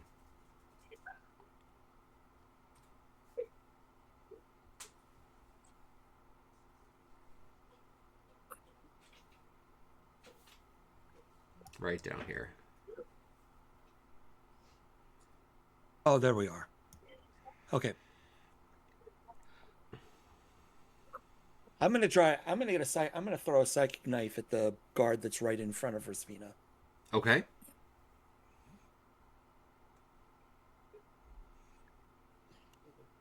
Go. Now, since it's a surprise round, oh, they don't get to do anything. That's right. Right. However, because it is a surprise round, you will still get your sneak attack 26. for the attack or the hit. 100%. Yep. Okay. Base damage is 10. Psychic. And then if he's still standing, my sneak attack. He is still standing. Okay.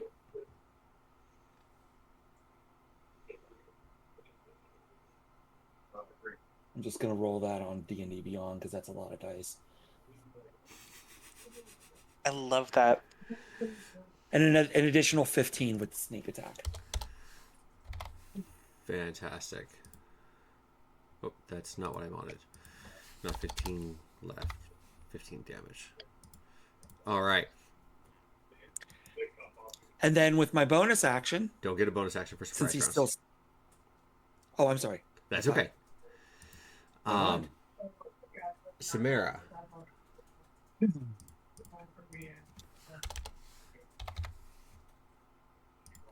All right. Samaris is just going to cast the light cantrip. How do I ping in this? Just tell me who you want to put it on or where you want to put it. It's just a right click or drag the mouse. The round there. She's just gonna throw it at the cobblestones. All right. Oh, easy there. I got it.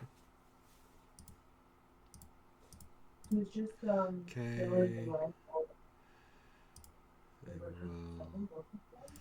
Torchlight. How big is your light cantrip?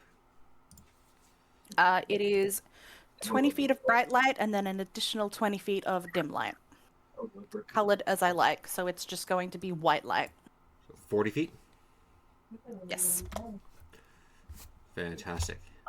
Samara said, let there be light. All right. Sin. All right. Hold on. I forgot to measure something.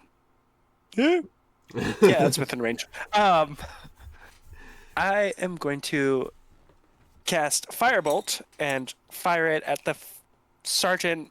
I'm not going to use explicatives because I don't know guidelines. You're good. We are that over is- the 18 channel. Oh, I want to say that's a dirty 30. Okay. Oh, where's my other D10? And that is 15 points of fire damage. All right. To all my DMs who are out there watching this, either now or on VOD or anything like that, this is what happens when you run a high-level campaign. They will roll high to hit. So come to expect it. With that, what about Nova? Nova doesn't actually do, like, she doesn't get her own initiative. She works on mine. Does she still get a surprise round? So she gets to act on yours, like immediately following yours, correct? I don't... Like, the rules specifically say that, like, I have to use a bonus action to command her. Otherwise, she just does the dodge action. Okay. Perfect, yeah. So without having a bonus action this time around, she wouldn't be able to do anything on there. That leaves one person left. I'm familiar with some of the people around you. Very familiar with how the guards have treated you, how you had seen them hurt the citizens. What is Pearl wanting to do? Pearl is going to quickly tell her sergeant to lead her wagon away from here. She will hop on the back and cast blindness on the 3 nearest guards that are not her guard. Okay. They have a Constitution 17 save to make. So she's going to blind them and try to escape because that's her way. 18, 15, and 9. Okay, so 2 of them are blind for 1 minute, which should give us time. Hopefully the other one won't see us leaving, and the captain can calmly guide my wagon away from here. Or the sergeant.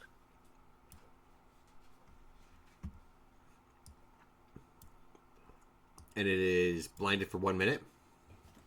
1 minute, yeah. Okay. I'll give you one or the other. You can either sit there and tell him to lead your wagon and climb up on the back, or you can cast blindness. As we're not doing bonus actions on this round. Oh, yeah, that's fair. Cast blindness. Okay. With that, let's go into our very first initiative.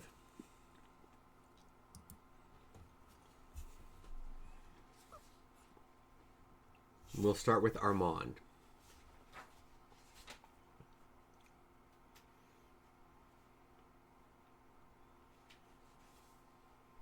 Nat 20 on the die, so a total of 29. Okay.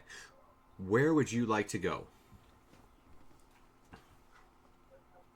Would you like to be first? Do you want to be last? Or you want to fall somewhere in the middle? Somewhere in the middle. Somewhere in the middle? Okay. Let's see here.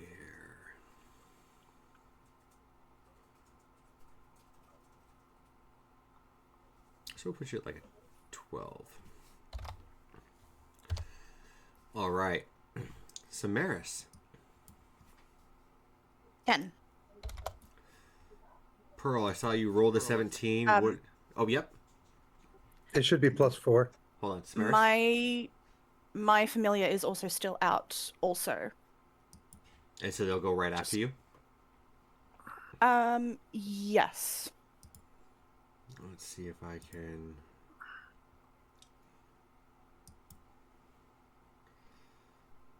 I know I made a token for it. Actually, no, it rolls its own initiative. Apologies. Oh, does it? Okay. It does. Sorry, I'm not used to using familiars.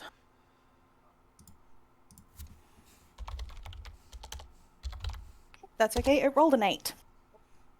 Okay. We are going to figure out where your familiar is, because I know I made the token for it.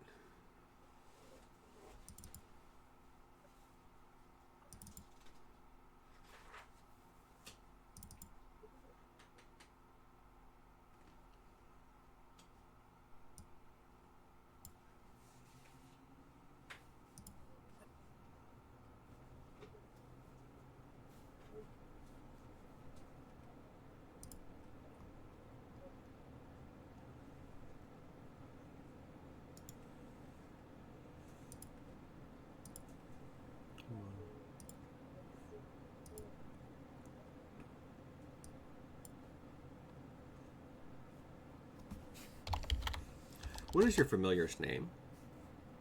Anixia. Can you spell that for me? ER''NIXIA. Perfect.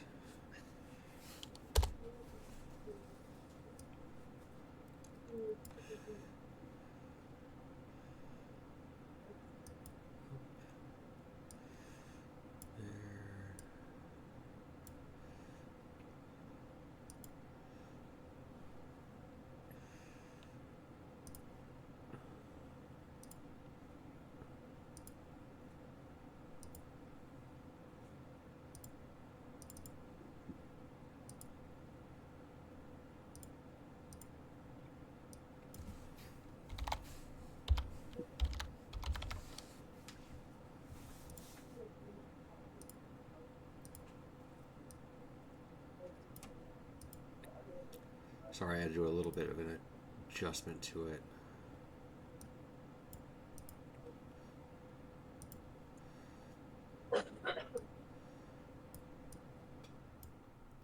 And he will have, or she will have, dark vision as well, correct?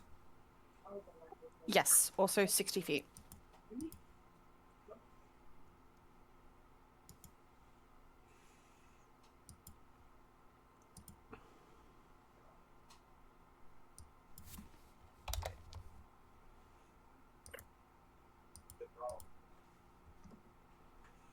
All right. If you refresh your page, you should be able to see where they're at as well. And let's get them on to initiative. And you said that they rolled an 8? Mm-hmm. All right. Pearl, you had a 17 plus 4 is 21. Rasvina. Yes. Oh, Pearl is going to cast the blindness spell on 3 more of them. Just a second, I gotta get and then everybody leave. else's thing done. Oh, initiative. Yep. Yeah, I have a 21. Rasvina? Sorry. 25. 25? Yeah, 19 on the die. Wow. Okay. Zin. That'd be a slutty 20. All right. And your defender's going right after you? Yes. All right. And that leaves Vargas. 5. Fucking 5. Fantastic. Now, if you guys have not used Owlbear Rodeo before, you will see a sword with some like bat wings around it. Okay. If you click on that, that actually brings up the initiative. Nice. so you guys know where you're What? at. Like it. Okay. That's cool. Quick disclaimer: the Steel Defender's speed is 40. Oh, okay.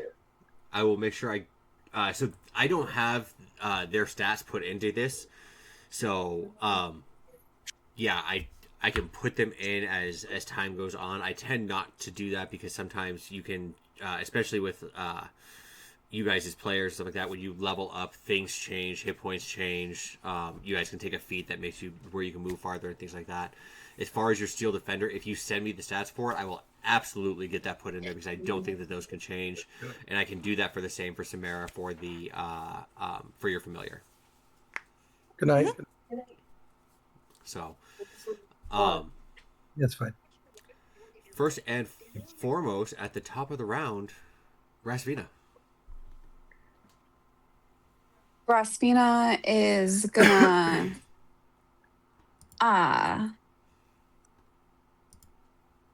look at the guard in front of her and say, "Now it's my turn," and hit him with her hammer. Okay.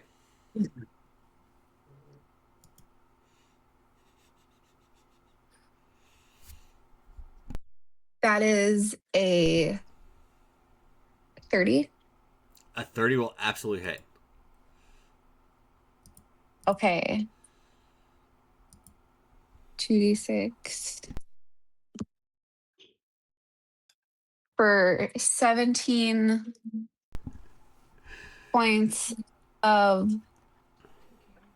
thunder, I believe. 17.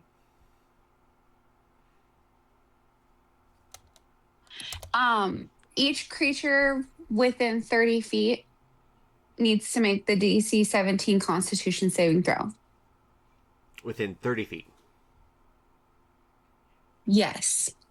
Okay. The target and every creature within 30 feet. Okay. Well, the target's not going to make anything because you straight up slammed this guy so hard that you busted his ribs into his heart. However, I will make saving throws for the guards. I still need one for Armand. And Samara, you are fine. So I'll make the one for the guards, and then I need one for Armand. What's save? What am I rolling? Constitution saving throw. DC is 17. DC 17. I I failed. didn't realize you.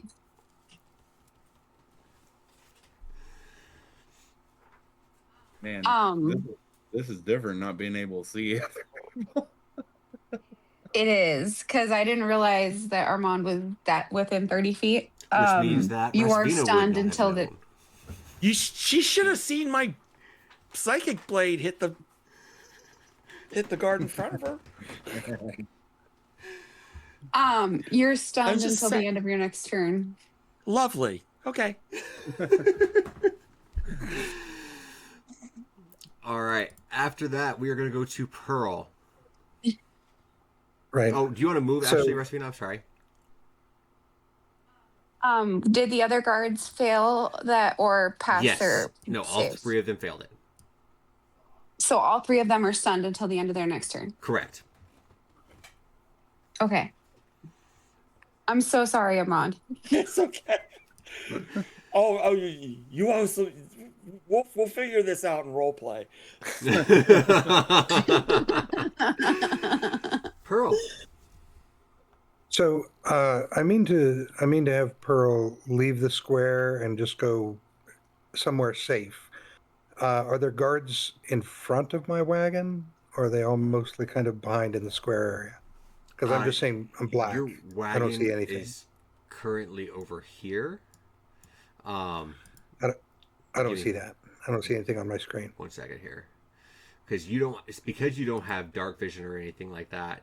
She's not going to be able to. No, I mean I see a complete black screen. You see a completely black screen? Yep.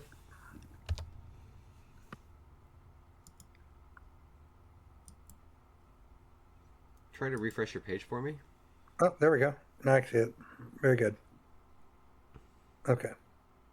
So yes, then I'm going to take my wagon and my guy out of here. So I'm just going to talk to him real quick, and then I will cast my spell of blindness again on whoever is anybody that is in front of me. Okay. Man, it is hard to see where my wagon is. Oh, have you got me like popped up on there? Okay, yeah. So that's what I'll do. If there's anybody in front of my wagon, I don't want them to challenge me or my guard as we leave. So I'll cast the blindness on. How many are in? Would you say are in front of the wagon? To get out of there, you will have 1, 2, 3. However, they are also stunned, so they cannot move.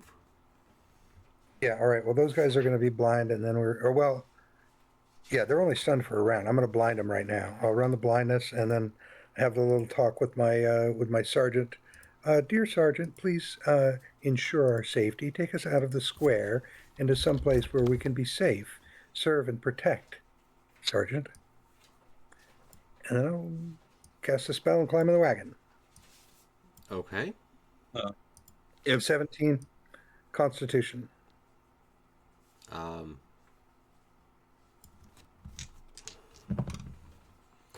Hey, I actually had 2 that passed that one.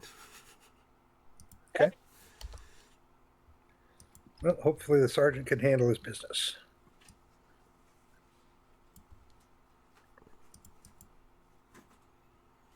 All right.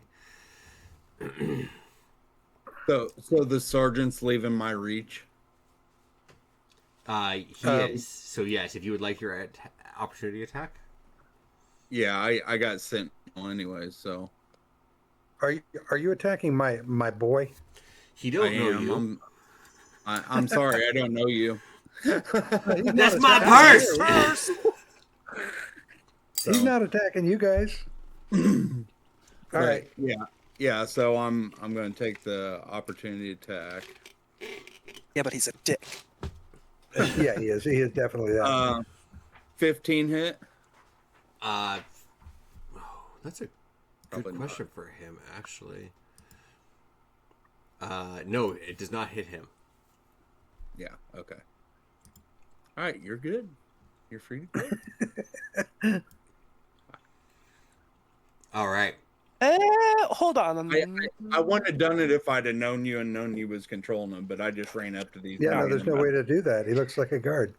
He's a city guard. Yes, Kiri. No, never mind. I was remembering something wrong. Okay.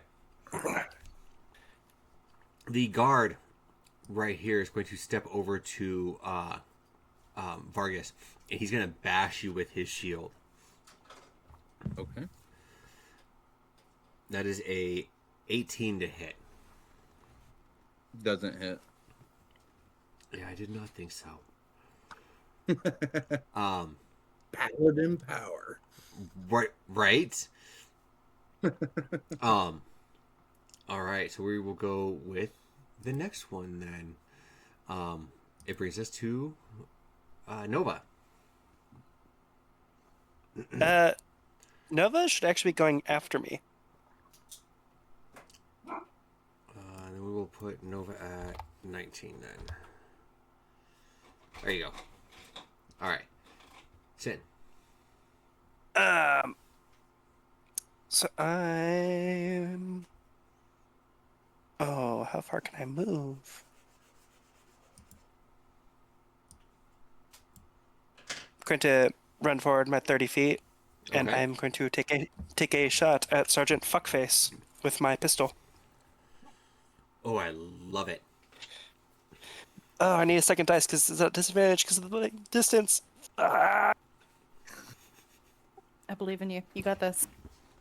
I mean, seeing as the lower of the two was a 17 on the die, and I if you have a any plus kind 8. of- if you have any kind of a plus to it, it hits. Yeah, I have a plus 8. And that is a 10 on the die, so 16 points of damage.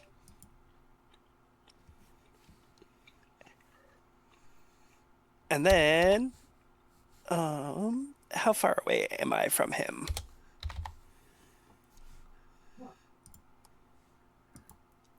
Where is the sergeant? Is he here? He is over here. So 60 feet. So he is just at the edge of the range of a dagger. You. It's okay. The lower of the two was still an 18. Ugh. That'll still hit. I'm assuming the other one Yeah, was but a natural 20. Yes, it was. I mean, I still rolled max damage, but that's still only 6 points of damage. Right. Ugh. All right. And then that would be my bonus action, in which I'm just going to tell Nova to take the dash action and chase after the sergeant. Okay.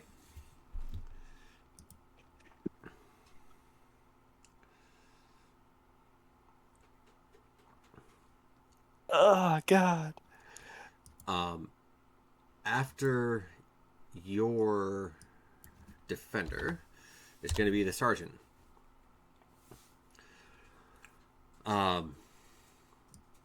He was given instructions to sit there and try to move the cart.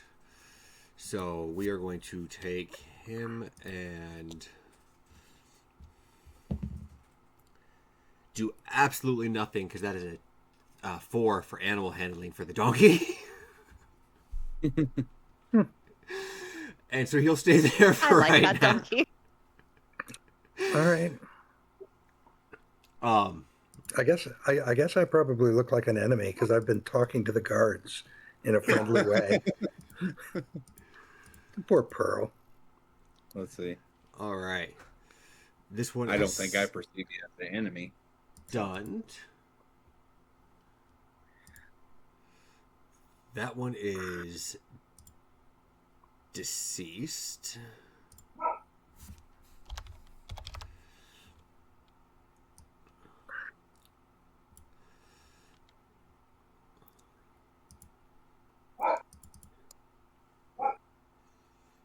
And where? All right, this one here is going to take a net, and he's just going to kind of fling it out. I need. Okay, so 21 hit Vargas. It does. Fantastic. You are currently considered grappled as a net flings onto the top of you, kind of holding you down. All of your attacks will be at disadvantage from this until you either use a strength check to get out or use an action to take it off. Okay. Pick it up. The other one that is here, he's blinded, so we're going to roll a d4 and see if he knows kind of an idea on what he wants to be able to sit there and do. I'm going to let Nova have an attack of opportunity if she gets one. Unfortunately not. Okay. And he is going to try to restrain Vargas.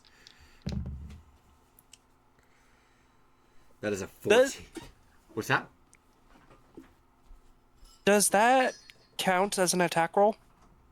To restrain him? Yes. No, it is a contested athletics roll at advantage because Vargas is already grappled. So the total for it that Vargas has to roll for athletics or acrobatics to get out of the restraint is a 14. Okay. I'm quite certain with your strength that this won't be an issue. Is mine a disadvantage or just No, straight yours is roll? flat. Okay. Let's see. Let me check something real quick. Hang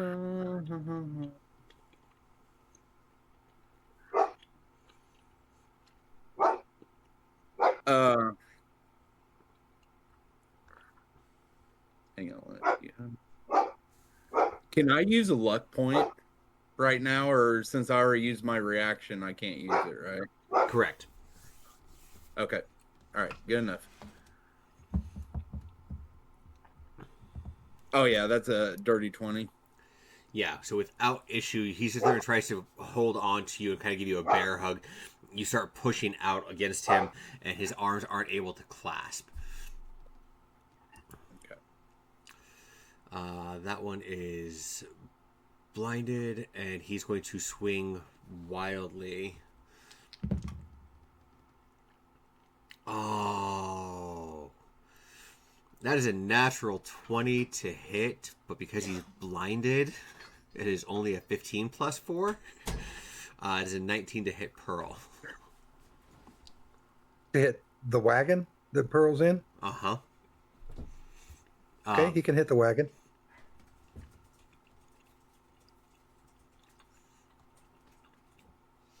I'm not bothered. I expected a little bit of scrape on the way out. I would hope so. How much damage does my wagon take? 5 points of slashing damage. Okay. From there we go to Armand, but you are stunned. So we go to Samara. Thanks for that. I don't know him. All right. Samaras is just going to do what Warlocks do. She's going to Eldritch Blast. Okay, at whom? Okay. Do you want me to place my targets first and then roll, or do you want me to roll one, see if it hits, and then determine my second target because it comes out in beams? So you have a total I of can 3 direct- beams, correct? 2 at the moment. 2 at the moment. Okay. So are you firing at the sergeant or are you firing at regular guards?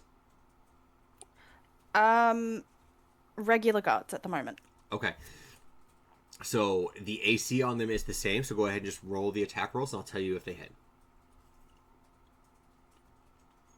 Ooh. Ooh. That would be a 30 and a natural 20 for 34. Okay. Both of those will absolutely hit. Remember, for a critical hits, the way that they work is max damage plus the die roll. Yes.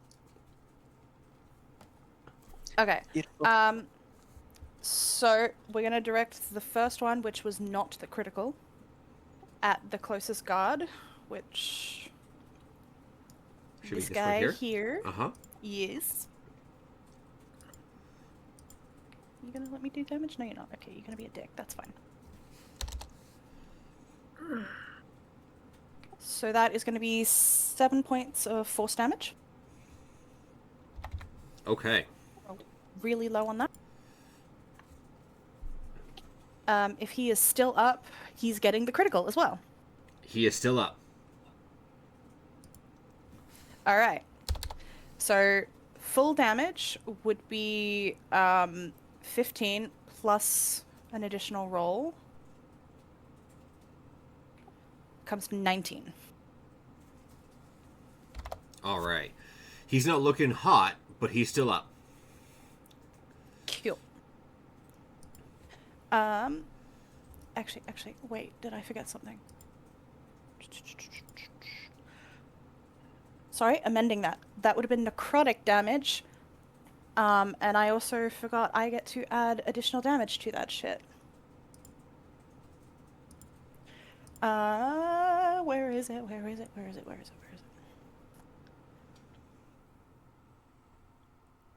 Okay, so my level 6 undead warlock thing is once during each of my turns when I hit a creature with an attack roll against a creature, I can replace the damage type with necrotic, and while my form of dread is up, I can roll 1 additional damage die. So I can roll another d10 on them.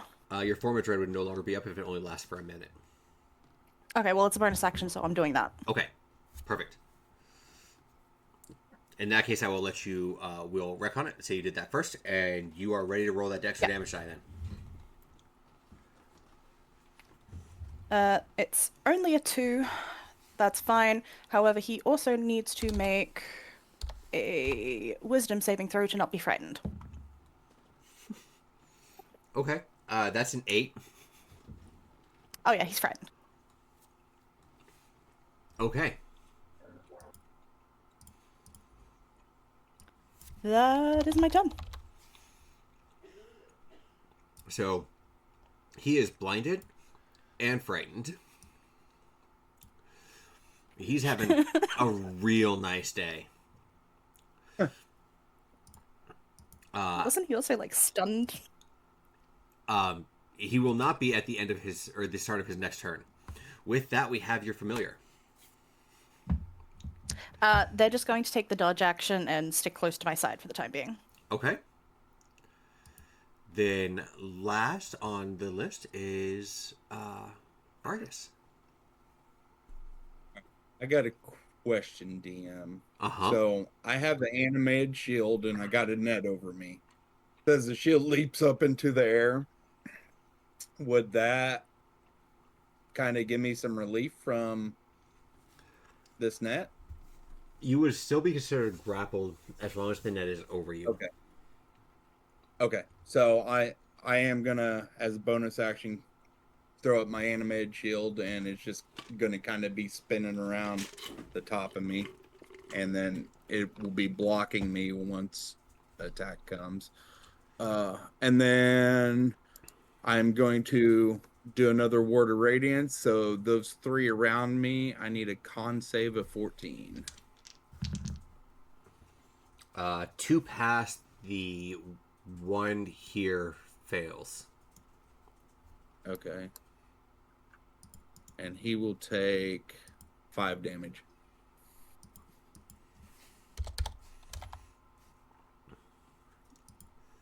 Fantastic. That's it.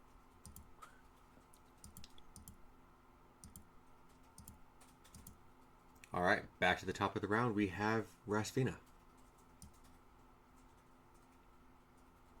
Rosfina is going to be a little more careful with her hammer this time and not use the charge. I don't see the fun in that. Don't neither. Well, she took out one of her friends. Yeah. So the guard that's in front of me, or is that Armand in front of me? The guard that it is a guard that's in front of you that is currently dead. Okay, then I will turn to the one. Let's see here.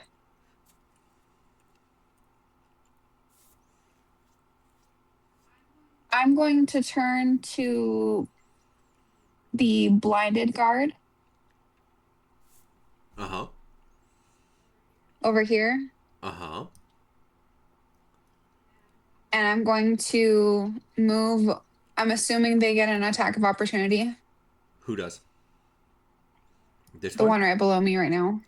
Yes. The one that is currently frightened and blinded? Oh, he ain't doing shit. Never mind. And I'm going to, now that I'm away from my friends, throw my hammer at the blinded guard. Okay. And actually, no, I wouldn't want to hurt an innocent bystander because I don't know Pearl. And Pearl's not a guard. No, she's just talking to a So guard. I'm just, Getting a ride she from is one. just talking to a guard. That's true. That's true. I'm sorry, Pearl. You kind of, you're No worries. kind of being friendly with the guards. Yep. It's So yeah, I predestined. guess It's all good. I will go ahead and throw the hammer. Okay. And that is a 25 to hit. That will absolutely hit. Okay. And so that's going to be 2d6 plus 10.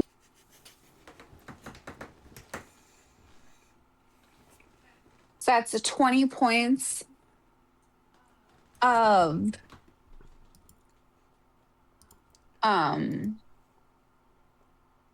bludgeoning, or is it Yes. thunder. 20 points of bludgeoning. Okay. 20 points of bludgeoning, and the guard and Pearl and the guard, as well as The donkey. 5, 10, 15. It's 30 feet. How dare you? Oh, that's okay. It also hits this one and that one. Nice. Yeah, So that's DC nice 17. getting me? that's Samaris and her familiar. Oh, I can't see that area. I know. That's what makes it fun and chaotic.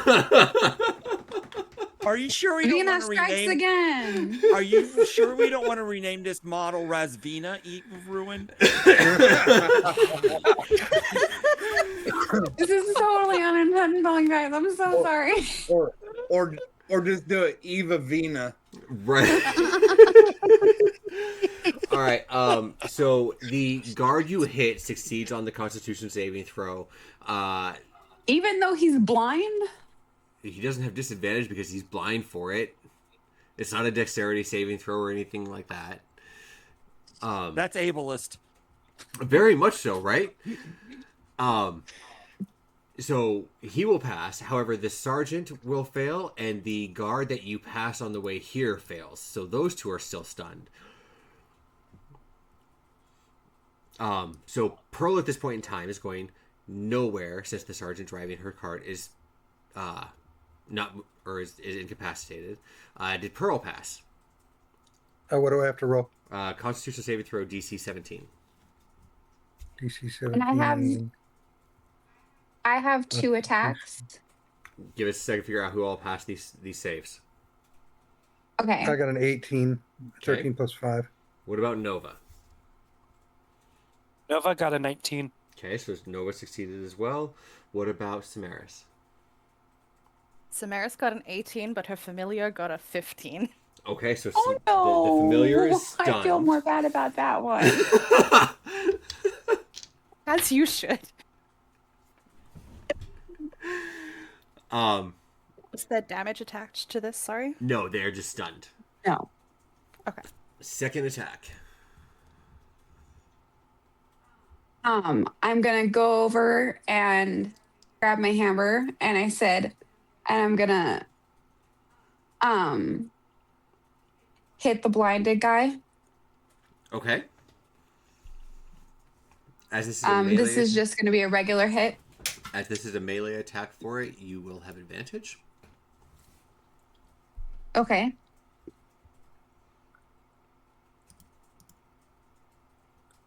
It is a natural 20 on the first one. I'm not going to have you roll damage. He is done.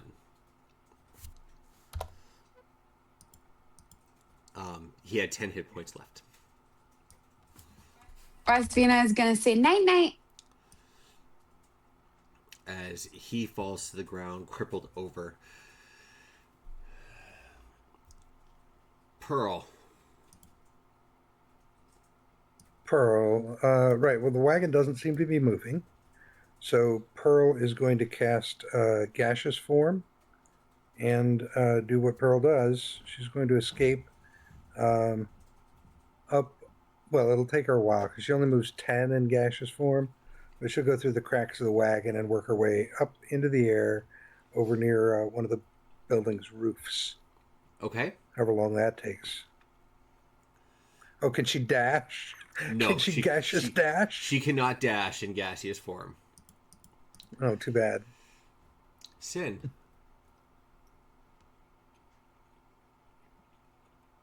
Well, let's start running towards the rest of the chaos. First and foremost. Well, I feel bad for Vargas. So I'm going to go ahead and shoot the non-blinded fucker.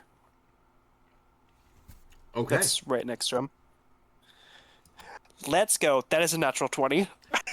Fantastic. Let's get the damage on that. Uh, 23. 20. Okay. You're shooting him? Yep. Fantastic. As the bullet leaves your gun, your precision on this is so perfect. As it just goes like right through his ear canal, and you watch as his head kind of explodes, I guess, all over onto Vargas.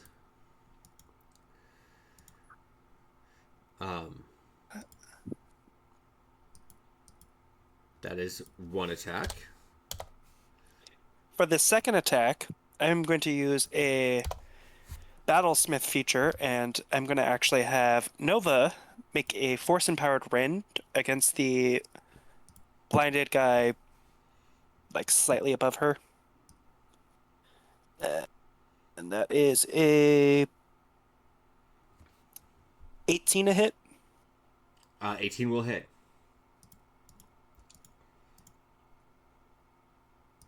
And that is 13 plus. I'm going to go ahead and add an arcane jolt.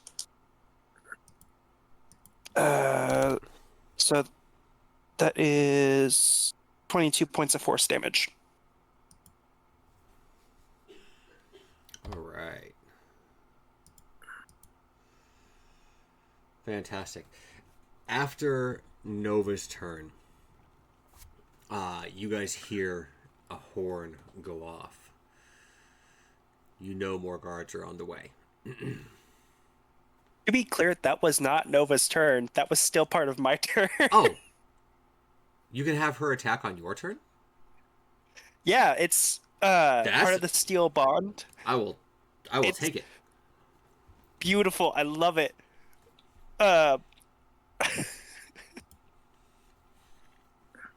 Okay, so you know what is coming now. Yeah, so bonus action orders, she's still supposed to go up and attack Sergeant Fuckface. Okay. So that's what she's going to do. He is currently sitting outside the cart trying to get the donkey to move. Have at it. That is a 17 plus... I don't know. It's somewhere in the 20s. My math is escaping me right now. That will absolutely hit. I'm going to attach another Arcane Jolt to this. 6 plus 5 plus... it's a 20 points of force damage. All right. And then that would be the end of her turn. Okay. Now you hear the horn. Now you are aware that more guards are on their way. You guys seem to be a high-level threat. As I don't think any of you have been hit by a guard yet. Shouldn't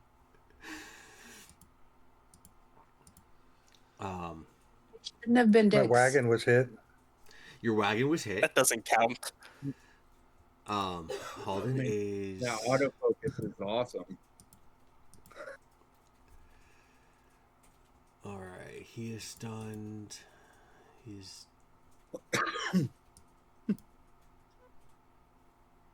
stunned. Alright, here we go. Being grappled has its disadvantages sometimes. How long does blinded last? A minute? A minute, 10 rounds. And is there a save against it every turn? No. Oh, well, now hold on. I will look at it because I might be lying to you. Target is either blinded or deafened for the duration. At the end of each of its turns, target can make a Constitution saving throw. On a success, the spell ends. So yeah, they get to every turn they get to try and get rid of the blindness. They can rub their eyes. All right, so unfortunately, my natural 20 doesn't hit Vargas yet again. Uh, a 9 is definitely not going to hit Vargas, but an 18 for the wisdom saving throw, I'm hoping cures it. Constitution saving throw 17. Oh, Constitution. Yeah. Well, that's different.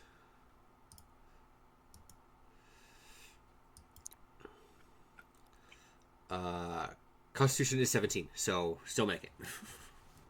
Okay. So that's the same. All right, so he is no longer blinded for his next turn.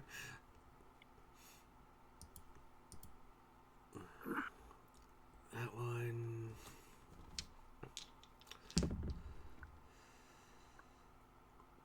Does a 20 hit Vargas? Meets it, beats it. Okay. No. He is going to bash you with his shield. And you're going to take 5 points of bludgeoning damage and be knocked prone. 5 points of bludgeoning, so I am taking 1 point of bludgeoning because I have heavy armor master. But I am Yes. prone. Yes, sir. That one is dead. So that means we go to Armand. Okay. No longer stunned. Can I move? You absolutely can move. Okay.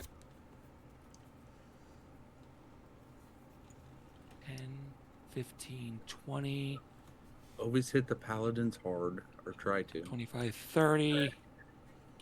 He's going to whip a psychic blade at the guy that just knocked my former compatriot over. Okay. This one right here.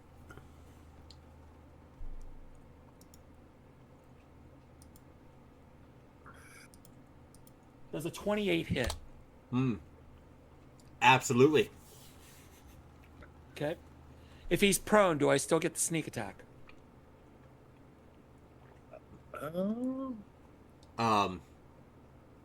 The rules as written are an ally within 5 feet.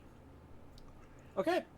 Right. So the regular psychic blade attack does 8 points of psychic Okay. plus 5d6 sneak attack.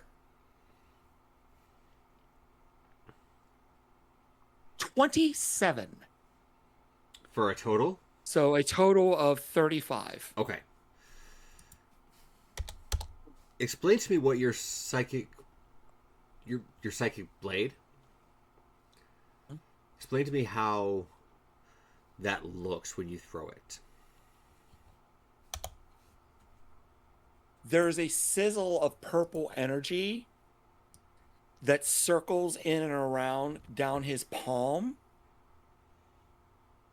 And then he throws it.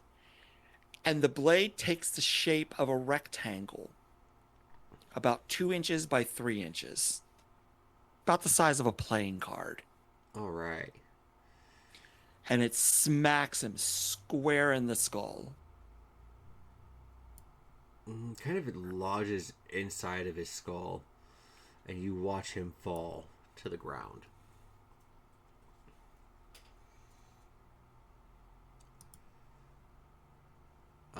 Bonus action.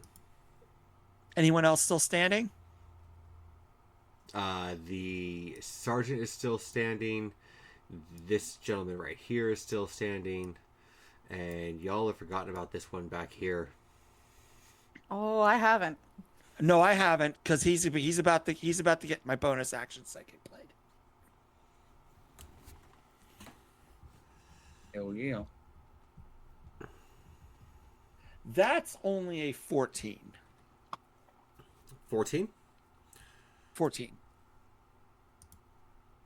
That's gonna miss, unfortunately.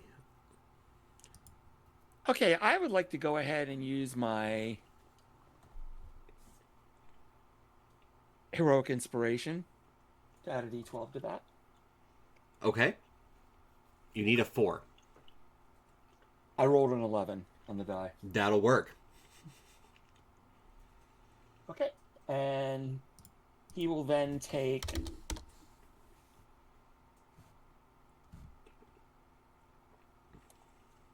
9 psychic.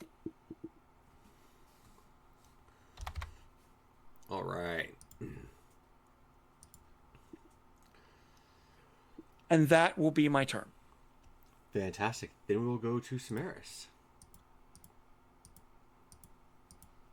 Cool. The one that I hit last time, he was still stunned for this turn, so he didn't do anything? Correct. Okay, great. The one that is far away, though, Samaris is gonna turn and look at him, and she's going to throw out her hand, and she's going to cast Witch Bolt at him as a 5th level Witch Bolt. Does 24 hit? A 24 absolutely hits. Delightful. So, at a 5th level, Witch Bolt is a 6d12 of damage, but on an attack roll spell, I can add an additional die of damage and make the whole thing necrotic, so that becomes 7d12 of necrotic damage, which... that becomes 52 points of damage. Ouch. What does your Witch Bolt look like as you cast this? She said light him up.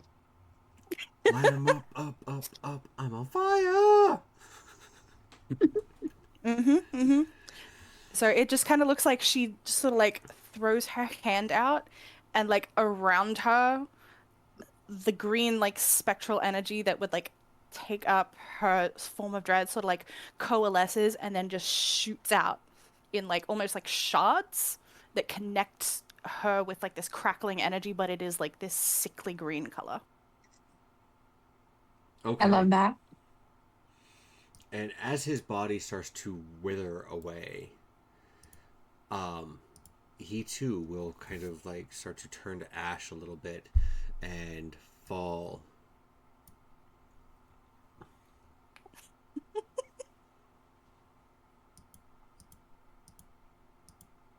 She's also then going to turn and look at Rasvina and go, "Really?"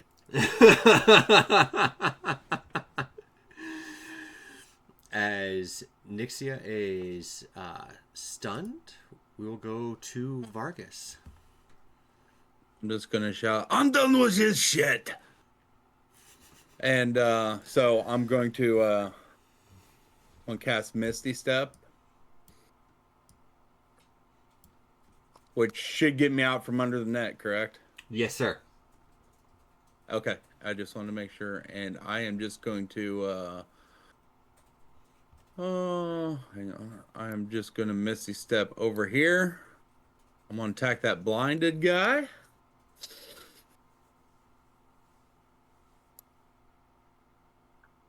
Maybe something good. 23 hit. 23 will absolutely hit. Okay. All right, and then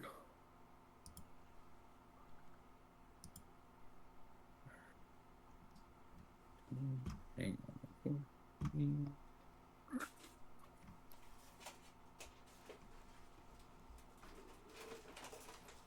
That is 17 slashing damage. All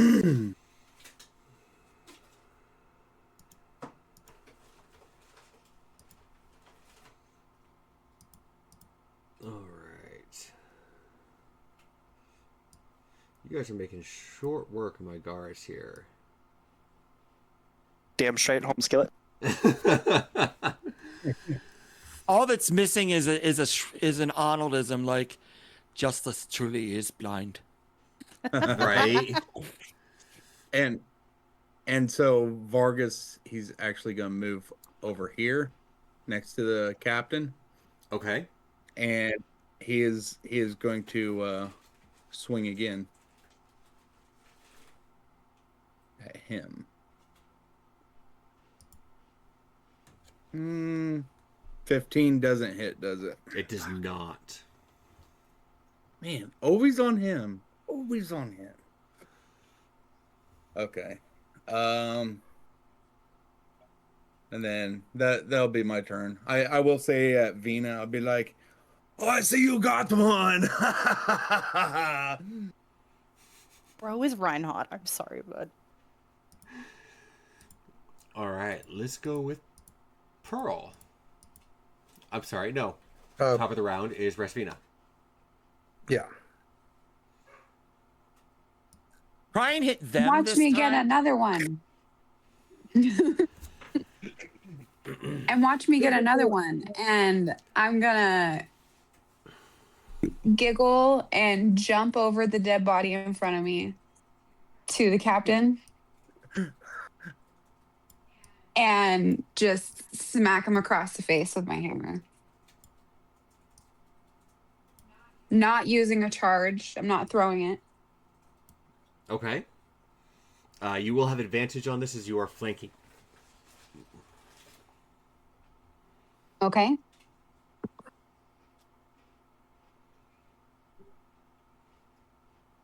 That is a 25 to hit. That will absolutely hit. I'm so glad that I had the advantage because the first one was a 3. Oh no. Yeah. Okay, so 2d6 plus 10.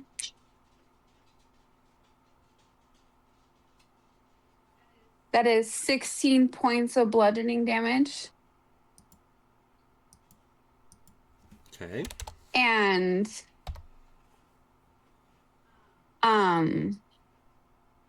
she's going to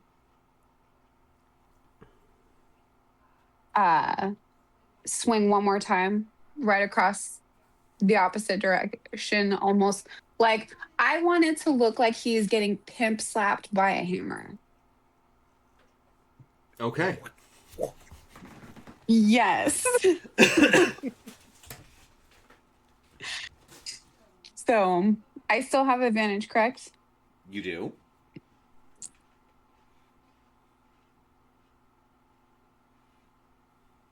That is a 23. 23. 23 will hit. I don't think I math it. No, it's a 31 because it's a 19. That I don't mean right. it'll still hit. Okay.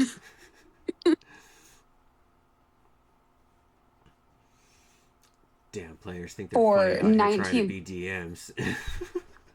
DMs. For 19 points of bludgeoning damage.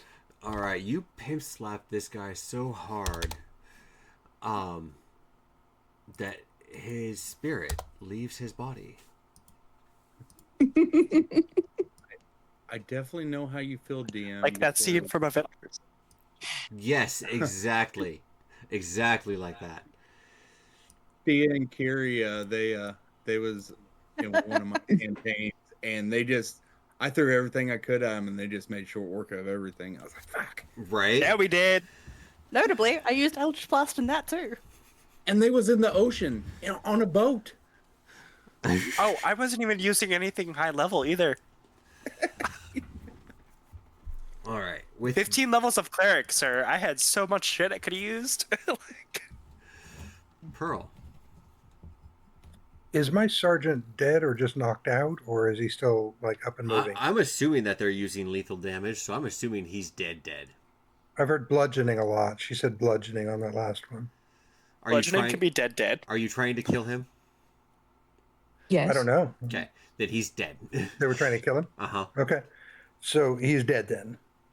So my wagon sits there with these guys around it, and no bad guys are there? They're all gone? You have one left. I'm just going to watch. Okay. I'll go up about, I guess, 20 feet or something. I don't want to catch the high up winds in my Okay. gaseous form. He's dead, which means Sin.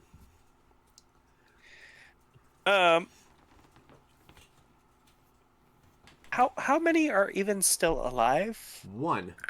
Just the one. Right here. Cool. How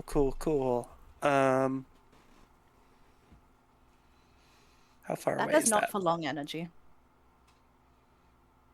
Yeah, I'm gonna go ahead and just firebolt his ass. That is a 24 to hit. Oh yeah. Yeah.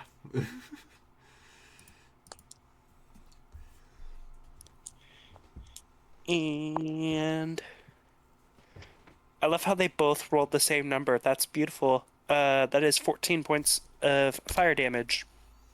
All right. Lighting his cape on fire and his wooden shield that he has is enough to sit there and try to start to catch the clothes and padding that he has underneath his armor as he burns, screaming and then falling lifeless. Would you like to have bonus action, movement, anything like that for you or Nova? I mean, if they're all dead, then all I'm going to do is yell at everyone to get inside the shop. Okay. As you sit there and yell that, you hear a voice yell out, "Halt! On your stomachs! We don't want to have to do this. We're prepared to try to resolve this peacefully, but you will have to surrender and come with us." As you turn around,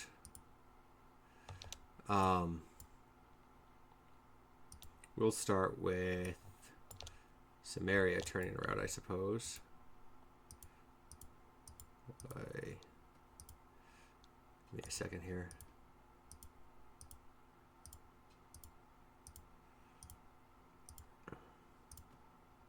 Halt!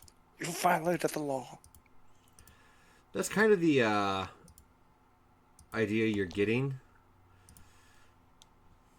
It's been a while since I've had a good roll. Samaris, I'm sorry. Would you kindly sit there and tell people Samaria. Oh, shit. what it is you have standing behind you?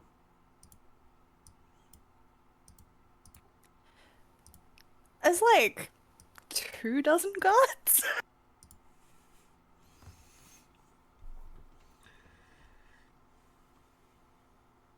You guys have an option. That's a lot of You guys have an option here. You continue to fight.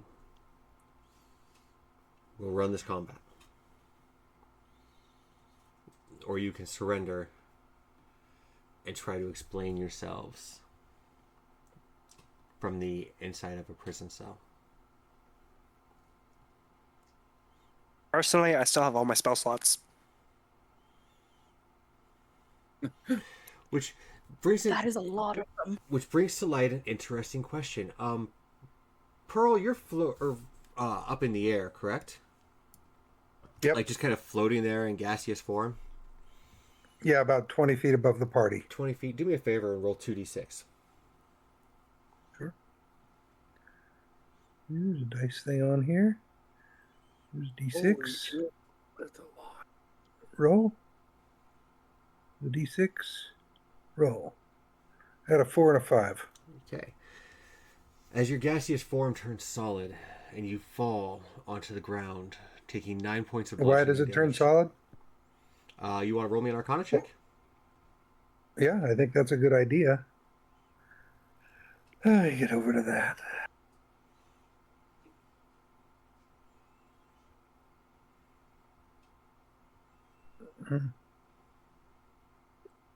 So many things. Arcana. I'm trying to roll it. Hold on. Arcana. Oh, I have to hit the button. Okay, I rolled a 9. 9? Something's canceling out your magic. Canceled my magic. Dirty dogs. Okay.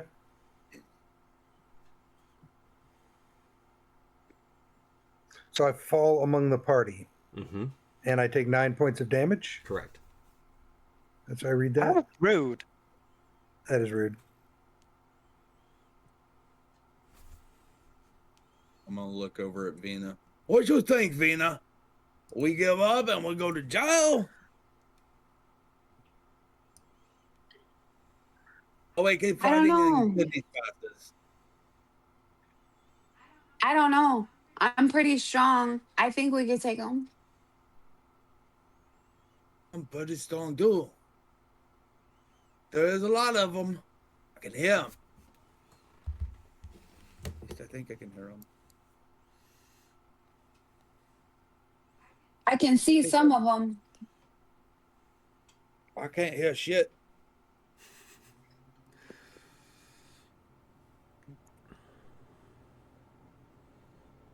I don't know, Razmina. Do you think you can actually hit them this time? Oh yeah, it's like bowling. They'll just all fall down. But there's a lot more of those fucking nets, so. Hey, maybe we can use that net to our advantage. We'll throw it over them.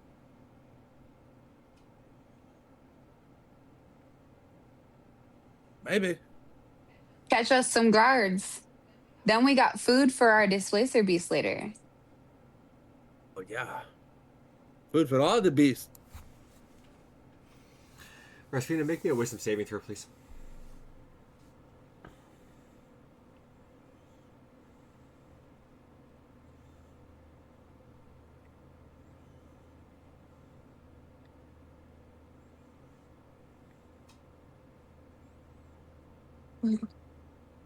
Oh no. Isn't that one?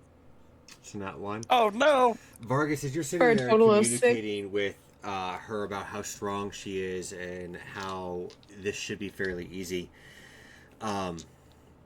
you stop understanding her. Her hands that she's holding onto this great big hammer start to become small and black. The hammer starts to morph and move into her body. She starts to grow a long tail, a small little snout, as you watch her shapeshift into a raccoon. What the fuck is happening, Rasina? Vina?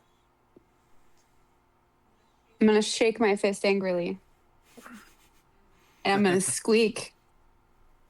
And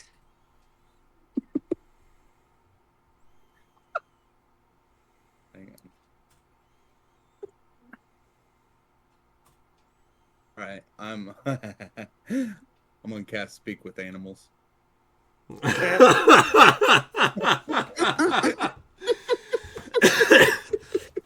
While they are doing this, is Samarison, Armand, or Pearl doing anything?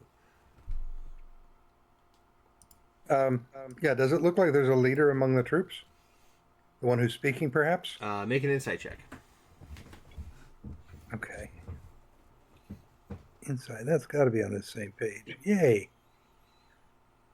And I think I rolled low. I rolled a 10. 10. The voice that's speaking is coming from the darkness. Can I identify the one that is speaking? Right here. Okay. Okay. Does it seem like I can cast magic? Like the one thing got canceled, but it's or it's not going to work at all? With the Arcana roll you had before, you're not sure. Okay, I guess I'm going to try and cast something then. I am going to attempt a Misty Step onto one of the roofs. Give me 1 second. Okay. Does not work. Okay. So would my Speak with Animals work though? If his Misty Step didn't work? Speak with animals adds, comedic value. Core. That should work. That should work. Really cool, right? Right. Yeah, that one will go through. Okay. So I Hold on, we gotta let. after I cast. We gotta see if our Oh, monitor my Samaritan wants to do anything or in. Um, Samaris is just gonna drop her form of dread and just like pick up her familiar, but she's not going to say or do anything else. She's just going to watch. Okay. Sin? Zin is gonna run up to Nova and try and cast invisibility on them both.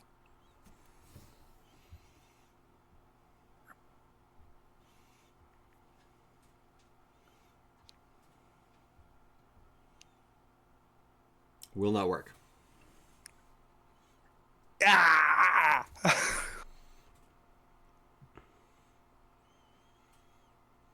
That's disgusting.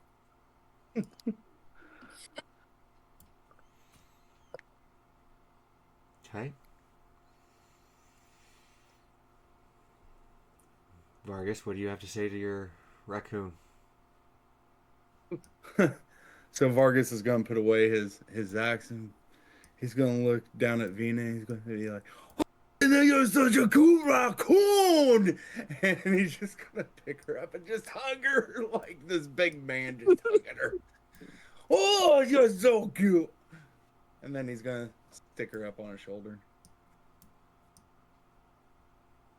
Rosvina is gonna squeak down at him and say, "I've never been this tall before."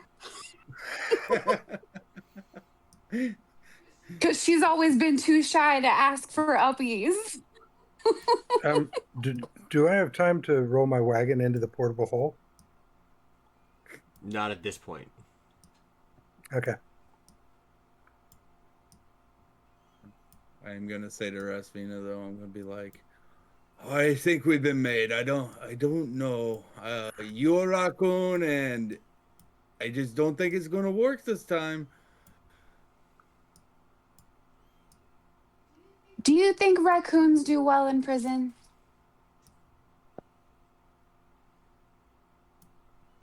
What was that again? Sorry. Do you think raccoons do well in prison? Yeah, I don't know. I've never seen a Well- raccoon in prison. Then let's hope I'm not a raccoon by the time we get there. Yeah, that wouldn't be good.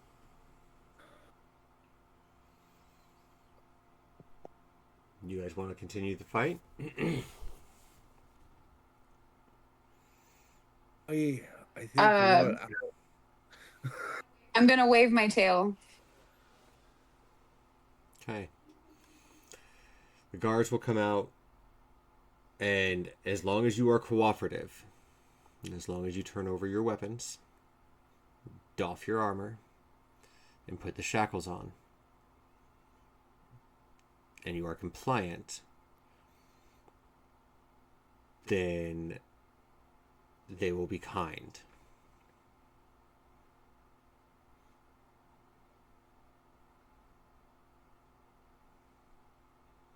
Is anybody going to offer Samaris any? does, sir. Is anybody going to offer any kind of resistance? Define resistance. You're going into a cage.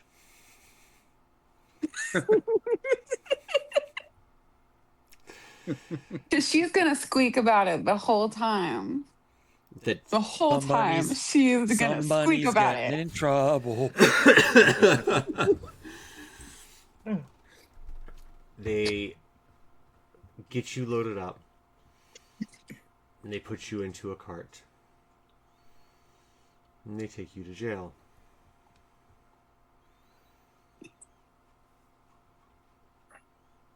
Samaris, a rather familiar voice comes up to your cell while you're in there. You're merely here just passing through, right? No But of course, sir. no trouble, right? No floating hair or green flames or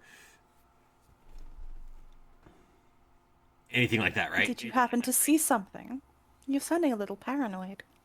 I don't think I saw anything. In fact, I don't think I've ever seen you a day before in my life, and I definitely didn't soil myself when I was out on the streets. Of course. That Good. can stay between us. Good. That stays between us. I'll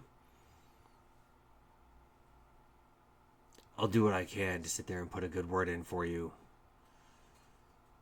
I would appreciate that.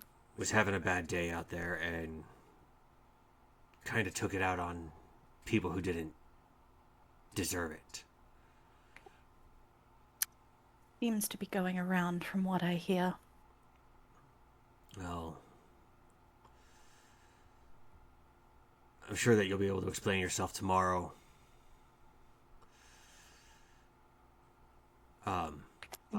What is tomorrow?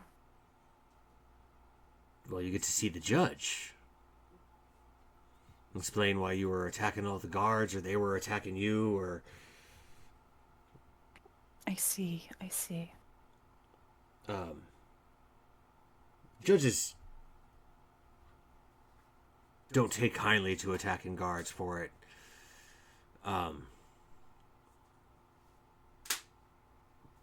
But if need be,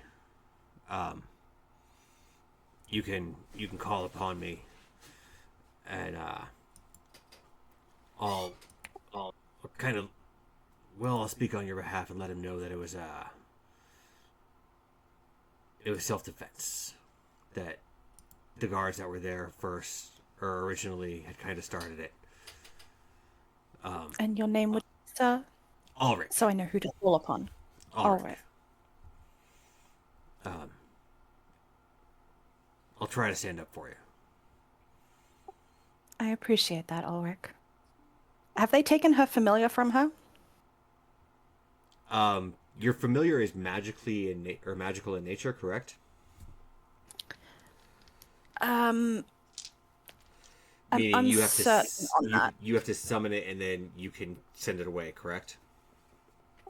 Yes. Yes. Okay. You currently have a shackle on your leg that is anti-magic. That will not allow you to cast magic anymore. If it takes an action to send it away, then your familiar is stuck with you. Okay. But, like, is it still with me, or have they, like, physically separated it No, from you me? guys are all in the same cage. At this point in time, Raspina is back to halfling form. Okay. I do need you guys to do me a favor and unequip all of your inventory in whatever VTT you are currently using. I am using a pen and paper. Okay, perfect. So in that case, just make sure you remember that you don't have swords, shields, armor, anything like that. You don't have a spellcasting focus, nor material components. I think so many of my spells don't require them. Well, you have the same shackle on that Samaris has, and that Vargas and Armand and Pearl has. Rude. And Rasvina, you have the same shackle. So we're all on the same shackle. You're not on the same shackle. You have the same type of shackle, an anti-magic one, to where you are not able to cast spells. But we're not all connected, right? No, you're not in some kind of, like, lynched up thing or anything. No. Yeah. No. Okay. You're all in the same cell. You're able to wander freely, everything like that for it. Did they take my gloves off? Or did they leave those because those are technically clothes? They would have left the gloves. Okay. Yeah, they would have definitely left the gloves. Sweet. That one would have been a pain in the butt to figure out. So, with that sounds like a fantastic place to leave the session. Nice. I hope you guys have enjoyed yourself so far. I am not going to lie, you guys made quicker work of the guards than I thought that you were going to. So kudos to you. Fantastic. I know you guys are high-level players. But I did have enough there to make sure you got where I needed you to be. Not till the end. You know, some people may call it railroading, some people may call it whatever they, you know, whatever they want. I call it creative storytelling, where I needed a new opening for this, that one that I have actually never run before. And getting you guys in jail just seemed like a perfect idea, with, you know, certain people's backstories and how you guys were. So yeah, I really had a good time with this. To all of my viewers out there, I hope that you had a wonderful time watching. This is a strictly chaotic but strategic chaotic group, and they are going to be so much fun to sit there and watch.